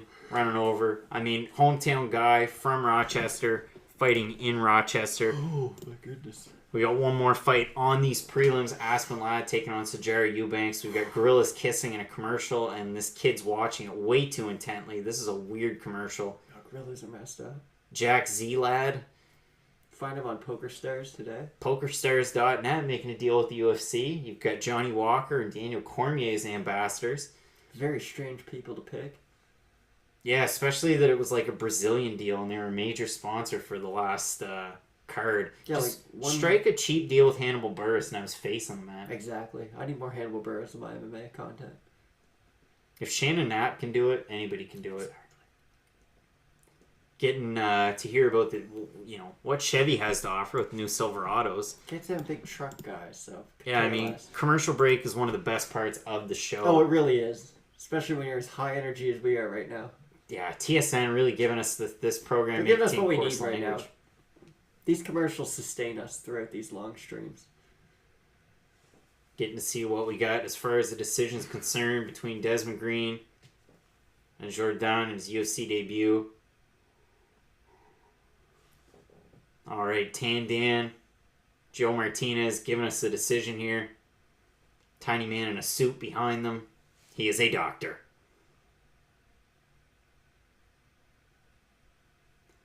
Joe Martinez, let's hear it. Desmond Green getting the decision win. Not much of a surprise there. Now probably half the fans were only there to see Desmond Green, so they're probably all going to leave. Probably. No, it's going to be a sad night by the time Kevin Leonard didn't come out. We'll get another situation like Utica. But, yeah, good to see the hometown guy getting the win there. Kind of a shame Canadian loses. But like Aaron Bronstetter said on Twitter, win or lose, that was a great showing for Jourdain. Moved forward all fight, landed some serious leg kicks, and didn't back down against a bigger opponent. Great UFC debut for the Canadian Charles Jourdain, who did not look like a plus 600 underdog. I still have Desmond Green winning by decision, said James Lynch. And another Canadian, Mike Bond. Pretty much the same thing. One of the boys. Yeah, so I mean, good win there for Green. Stephen Ray says, give me some more Charles Jourdain. The man has slick boxing, devastating leg kicks, relentless pressure. Win or lose, stock has gone up. I mean, yeah, say what you will. Loses his UFC debut, but he did look good in spurts. and leaves more to be desired for sure. It reminds me of when Nasrat Haqparast fought Marcin Held in his UFC debut, and he lost, but he did look really good in the loss. So there you go, bright future. The type of guy that said after a fight that I don't want to fight high-level competition. Then a couple days later on Twitter, he's calling out every high-level 155 or Nasrat Haqparast. Yeah, I don't want a high-profile fight yet. I want to raise my stock, and then he wants to fight at this contract, just fighting as many bad people as he can, so he can actually get paid to fight high-level guys. Desmond Green keeping the mouth guard in for the post-fight speech. Really surprised that a lot of people aren't going with one of the first Fight Night Pick sponsors, but the Sisu mouth guard. Haven't really seen anyone thin Sisu mouth guards. We got to get on with Diamond Cups, I believe. Early on, movers and shakers. Friend of the show, Devin Powell. He's a fan of Diamond Cups because he lost the nut to Joe Lozon. Joe Lozon literally busting nuts. As we get ready for Sajara Sarge Eubanks making her debut against Aspen Ladd. And you know what? Aspen Ladd, super active on Twitter. Really active on Twitter. Don't follow her, though. Again, she likes to complain. Great wrestling. Pretty slick top game. Good jiu-jitsu. We've seen her get it done so far in the UFC, but a great Invicta career as well. 7-0. Poor Tanya. She's going to have a height advantage in this one. Losing an inch of reach. Have a size advantage for sure. Size advantage. Sajara Eubanks, more or less a true 135er. You saw her come in from the Ultimate Fighter. You saw her last fight against Roxanne Modafferi, where she did miss weight quite a bit, but she did a pretty good job in that fight. So you get to see Aspen Ladd taking on Sajara Eubanks, and you look at Eubanks' record at 4-2, and you're gonna think salty AF. Not that great. Look at her exhibition and her tough record. She's fought good talent the entire time. And again, this is a rematch. Born in Springfield, Massachusetts, home of the Basketball Hall of Fame. Six Flags is very close by. Overdoses, real high in that. Yeah. And it seems like anybody and their dog gets into the Basketball Hall of Fame. It's a cool spot. If you like NBA, I recommend it. If you don't, I still recommend it. Real neat. If you like Steve Nash, there's a lot of his stuff in there. About to be a lot more being inducted. Yeah, Sajara Eubanks making the walk. They're going to give us the particulars there. As far as this fight's concerned, I didn't really have a whole lot of notes on it because you don't really need them. Nope. I mean, they fought before. Aspen Ladd won a decision. I would assume you're probably going to see another decision. They're both wrestle heavy. Have to give the edge in just about every category to Aspen Ladd. If you look at the metrics, they don't really tell a whole lot. Eubanks absorbing less strikes, but again, they haven't had a lot of UFC experience, so you have to take all this with a grain of salt. And apparently, Aspen Ladd can stuff every takedown and also hit every takedown. Yeah, now that's going to be a big problem for all of her opponents moving forward. Yeah, 100%. I'm really let down we never get to see the Aspen Ladd Holly Holm fight, personally. I was as well. Holly Holm can pretty much, you know what? You beat Ronda Rousey in her prime, you can just snap your fingers and do what you want. Makes me angry. We know that, we can all agree, Amanda Nunes is going to F Holly Holm up, right? Like, it's not going to be a fun fight to watch. She's going to take her down, beat the bejesus out of her, and choke her. We focused on it in This Week in MMA this week. Really? Who's top pound for pound women's fighter in the UFC right now? It's not even close. Amanda Nunes with 80% plus of the vote, and I think there were 200 or 300 votes. So, yeah, Amanda Nunes, consensus pound for pound favorite. Holly Holm wasn't even a part of the conversation. So, Amanda Nunes with wins over Shevchenko and Cyborg, they were there as well. And, we're getting to see a bit of that first fight. Again, Aspen Ladd with a lot of pressure. You're going to see that in this fight as well. And more than likely, a lot of wrestling as well. Laura Sanko, in-cage reporter. Never mad at her. Aspen Ladd making the walk first. Undefeated, finished 6 of 7 wins, 5 knockouts. And again, they fought in 2017. It's been a little over 2 years since that fight. We've seen...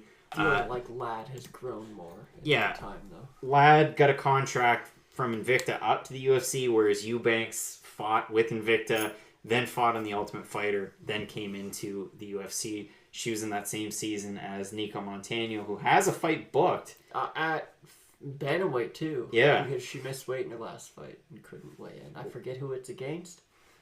They're top 15 though. Yeah. And they've got a name. And it escapes me. Oh, Arena Aldana's fighting Raquel Pennington. That's big. We're seeing there's a 10-year age discrepancy between these two. Nika Montana. Ladd at 24, Eubanks at 34. And again, height advantage to Ladd, a reach advantage to Eubanks, and the weight pretty much on par. Of course, the big point here is the fact that Eubanks moving up from 25 to 135. Joe Martinez giving us some particulars. Matt, who is Sarah McMahon is coming back off of a pregnancy to fight Nika Montano. There you go. She's going to beat her very badly. Yeah, or she's going to keep on saying that jiu-jitsu's dumb and that it's not worth training, and then she's going to get choked out, because that's what Sarah McMahon does. That's how, if Montano is going to get the win, it's going to be by submission. You can count on that. Oh yeah, Sarah McMahon has no submission defense whatsoever. Has said multiple times she does not train Brazilian jiu-jitsu. You know. I mean, like she got a triangle choke win over Gina Mazzani. Arm triangle, though, against someone who had never fought in the UFC before. Particulars on Ladd again, 7-0. She's going to be the favorite in this fight. Odds kind of closing in around over 2-1 favorite was Aspen Ladd. Mean odds, I'm going to bring it up here, minus 275. So pretty telling there. No nonsense. Keith Peterson, our referee in this one. Kid can't find a Marriott. Everybody taking their time leaving the cage. Anticipation. Well, that was a quick. 5 strikes to 1. And here we go. Start of round number 1. A little bit off. And again, you can find us live and in real time over on sportsbook.tv. But thanks for finding us here on YouTube as we get set for our last fight on the prelims here before we move into the main card. Well, that Sarge, escalated quickly. Huge slam. We had a skip in the action there. I'm just going to turn off the countdown timer. About 10 seconds off. So we're closing in on 4:20 here. Round number 1. Eubanks on top. Pushing Aspen Ladd kind of up against the cage. Looking to pass guard here is Eubanks. Eubanks is a legit black belt too. Ladd doing a good job trying to get up to her feet. But now it's Eubanks completely on top. She's moved in almost like a half guard type position here. Yeah, when I say legit black belt, that's pretty much everyone who has a black belt except for Shogun Hua and Cup Swanson. Eubanks working from half, trying to pass, it looks like, landing some strikes so she can keep the position. Going to be tough for her to get her other leg up and over just where they are up against the cage here. About 3:40 remaining. Going for kind of a crucifix, though. She kind of got it. Ladd kind of grabbing an arm here. Doing a good job not taking damage. Giving up her back, but trying to get up to her feet. Eubanks back far enough. Since I'm not a member of the MMA, I don't like Sajara Eubanks at all. Yeah, I mean, you definitely can't agree. Like, you miss weight, and then you go on a press tour of saying how it wasn't your fault. And yeah, blaming everyone but yourself. That's a tough one. You got a job to do. It's make weight. She made it here. Ragdolling Aspen Ladd right now, though. Gotta break the hands. Aspen Ladd kind of in a tough spot. She is. There you go. That's what you gotta do. Doing a good job. Eubanks still has the back here. 3 minutes remaining. Round number 1. That's the reason why there's no body locks allowed in wrestling. Because if you're a really good wrestler, you can hold that position forever. Eubanks looking for a single, not able to get it. Ladd kind of getting her into a guillotine. Oh, she's got it too. She's got a tight guillotine here. Keith Peterson is all over. She's going to get her to the ground with it. That's very nice by Aspen Ladd. Aspen Ladd doing a great job from top, though. No, she's not. Ooh. Unless she can go north-south with it, but I don't think she's going to. Had her in a bit of a neck crank position, looking to get the back. What a slick transition that was. Eubanks giving the back. Now, Ladd. It's been a very fun fight so far. Not really in the greatest of position, but where she is now, Eubanks has to fight the hands. Ladd might try and get her leg over, but just where she's down on a knee, I don't think she's going to do it. Not in a good position for it. Now she tried. Oh, no, but Eubanks is going to roll. Good roll from Eubanks, she's going to be able to get on top of this, too. Unless... Oh, yeah, no, she didn't hold on. Really high-level grappling and wrestling abilities here at 135. This is one of the better fights that you're going to see in kind of a... Not really a rich division as far. Ooh, Ladd's going to get the back, though, again. Ladd has the back. She's looking for an arm here. No, she's looking for a twister. If she gets a twister, I'm going to lose my mind. She's got the lock here so far. As we get a text from other member of the show, Brandon LeBlanc, who's looking for money. Just straight up texting, looking for money.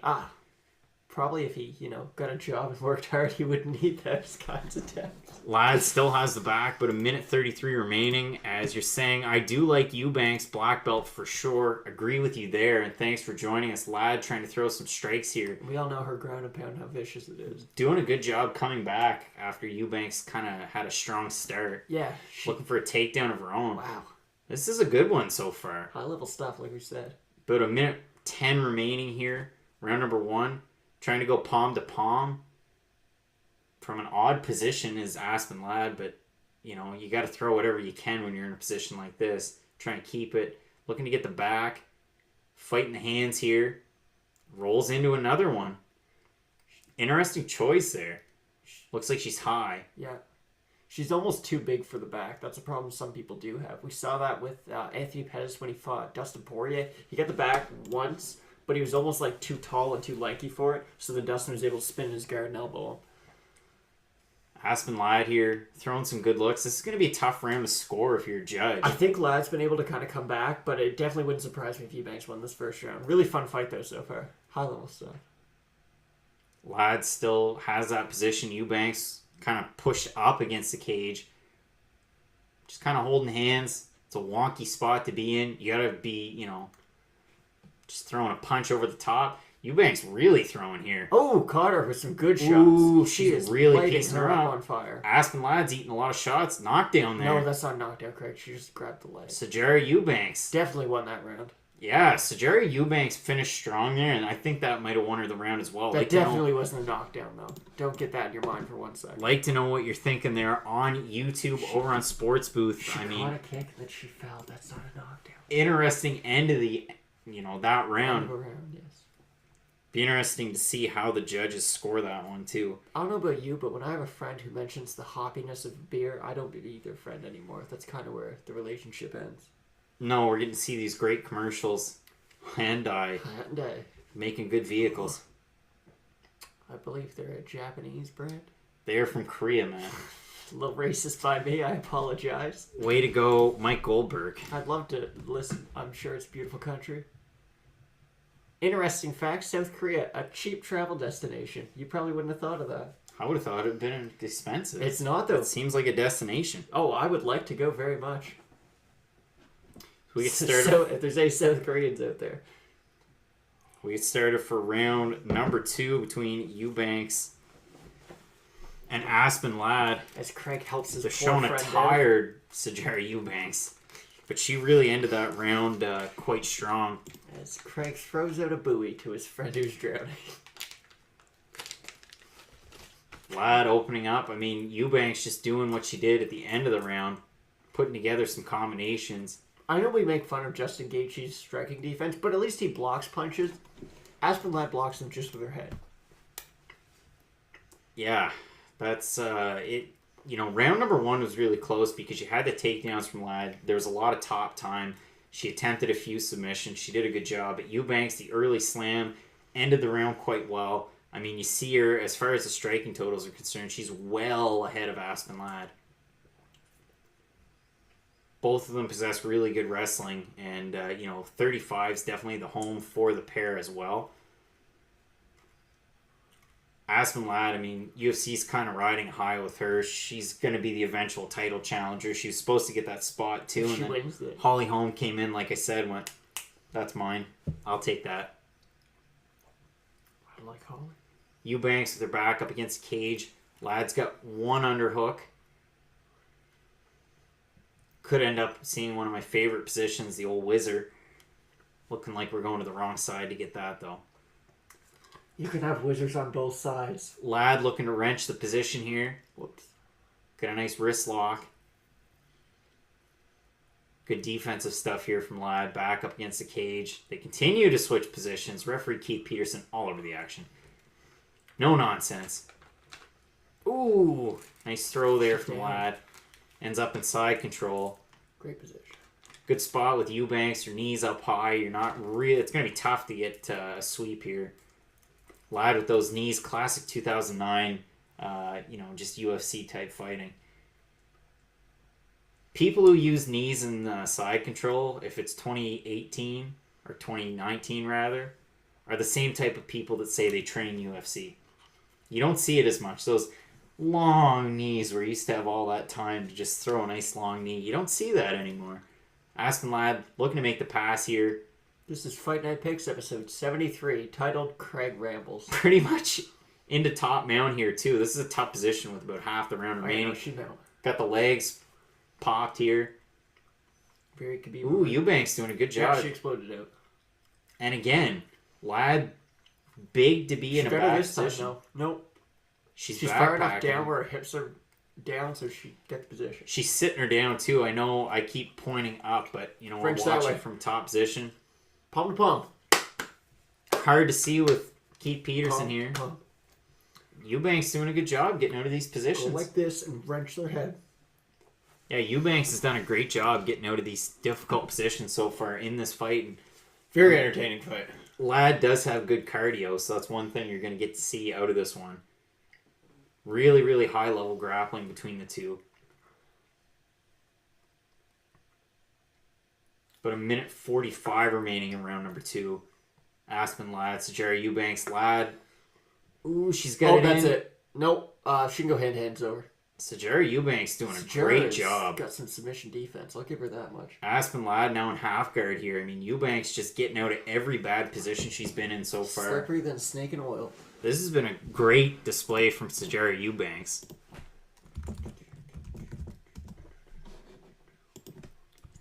Ladd's still on top, working from that side control. Oh, very much Aspen Ladd's round this round. Doing a good job of getting that last one back. Good elbows, too. Laying good damage from the top.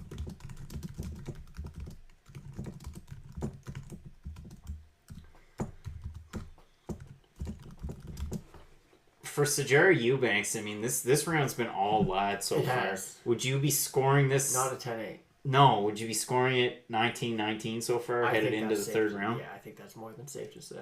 Ladd's still in top control. Peterson's seeing enough that he's not going to stand it up. You know what he's not seeing, though? The bright lights of the Marriott, because he don't know how directions work. Yeah, I mean, Has the joke been played out yet? Because we're going to keep on going back to it, guys. Concept Nemesis, no, we're not. But it's been a long, long card. I mean, we have seen a fair amount of finishes so far. As Matt gets a call from Devil's Lake, North Dakota. Probably not going to answer that one. Yeah, probably going to skip on that one. I'd like to thank the kind folk at Devil's Lake. Would not want to ostracize them from our group. Closing in on the end of round number 2. First time I've ever used that word correctly in my whole entire life. Sajara Eubanks back up against the canvas here. So basically, the narrative of this fight is whoever's on top has been winning. That's pretty much it. Aspen Ladd has no striking defense. Yeah, I mean, to your... Are you guys on drugs? No, but if this fight... To your question, part of the MMAJA, cover the UFC in professional capacity, cover fights in a professional capacity. We're not allowed to be on drugs while we cover the fights. No, that's pretty much what it means. We're slick, level-headed dudes just having fun, watching the fights. That was Nick Hoyt who called me. But as far as these fights are concerned, who's in North Dakota? That's where he lives. As far as these fights are concerned, keep up. We've got it 19-19 so far. But slick, grappling abilities out of these two. Oh, you should have made help with personality. Now, here's the interesting thing, though. You're the one watching us, and we're not watching you. So here's the thing. Don't care. As we move on, and it will be interesting, too, especially with this last round, we know that each person has strengths over the other one. We know that if Sajara can keep the fight standing, she's got a lot more speed on the feet. Compared to Aspen Ladd, who just, striking-wise, she's not there. Her grappling's phenomenal. But no, striking-wise, she's not really there yet. So Aspen definitely needs to get the fight to the ground. And Eubanks just kind of got to keep it standing. It's pretty much as simple as that. Yeah, as we set for round number 3, I mean, we've got it tied 1 apiece so far. Eubanks with the first round, and then, of course, Aspen Ladd with round number 2. It's been a close one, and like we've seen from the start, I mean, Sajara Eubanks just going Hook City on it. If you look at the total striking, as far as those metrics are concerned, you've got Ladd out in front, 61-45. Ooh, she's eating punches, though. Yeah, she's kept her head out there, and at the end of round number 1, we saw it from Eubanks. Yeah, no, she took complete advantage over it. Aspen Ladd has terrible striking defense. Yeah, it hasn't been good so far. She's had great grappling, great wrestling. offensive wrestling. We've seen Eubanks offer back and in a lot of tough positions too. We saw her. Oh, she landed a good left hook there, though. It looks like the fight's starting to wear on Eubanks a little bit. Her shot's a little bit more labored. She doesn't have the speed that she had before. Crisp striking from Ladd so far too. Far from crisp, but better than soggy, which is the only way I could describe it from before. Minute in so far between Ladd and Eubanks in round number 3. This is our last prelim. Your next fight, you've got Davi Ramos taking on Austin Hubbard in Hubbard's UFC debut. He's coming over from LFA. Again, you've got Ladd trying to push the pace here so far. At least we've seen a little bit of head movement. Yeah, no, she's starting to move a little bit more. But any movement's more than none. Thrown in a nice combination of strikes, too. She's going in with the hooks. She's throwing a few straight hands. Great fight so far. Yeah, really one of the better fights we've seen so far. And we have had plenty of finishes, too. Yeah, we have. And this has been a really technical fight. Nice elbow there from Eubanks in the clinch. Significant strike advantage going to Eubanks. As far as total strikes are concerned, as you can see up on the screen, Aspen Ladd kind of running away in that regard. But yeah, great fight nonetheless so far as they break here. Oh, Eubanks looks Dada 5,000 times. Yeah, she's taking deep breaths here. I'd be surprised cheeky elbow if Ladd doesn't go for a takedown at this point. About 3 minutes remaining in round number 3 between Eubanks and Aspen Ladd. Ladd's still looking to push forward. Nice elbows from Ladd. Going with volume here at this point. Eubanks starting to land some strikes here as well. This is going to be a really tough fight if it goes to a decision. It definitely will. I do think Ladd's winning this round so far, but it's been a great fight, like you said. Like we've said multiple times. Yeah, Eubanks kind of controlling the center of the cage. You've seen Ladd trying to pressure. Surprised that we haven't seen a takedown attempt from Ladd in this third round She's so far. kind of dominating the stand-up, though, so there's really no sense wasting that energy. Eubanks now kind of going for volume. Nothing really landing so far. Ooh, caught her with a good left right there. Ladd doing a good job counter-striking. Those lefts have been able to find a Ooh, home. big right hand by Ladd. That could have hurt her.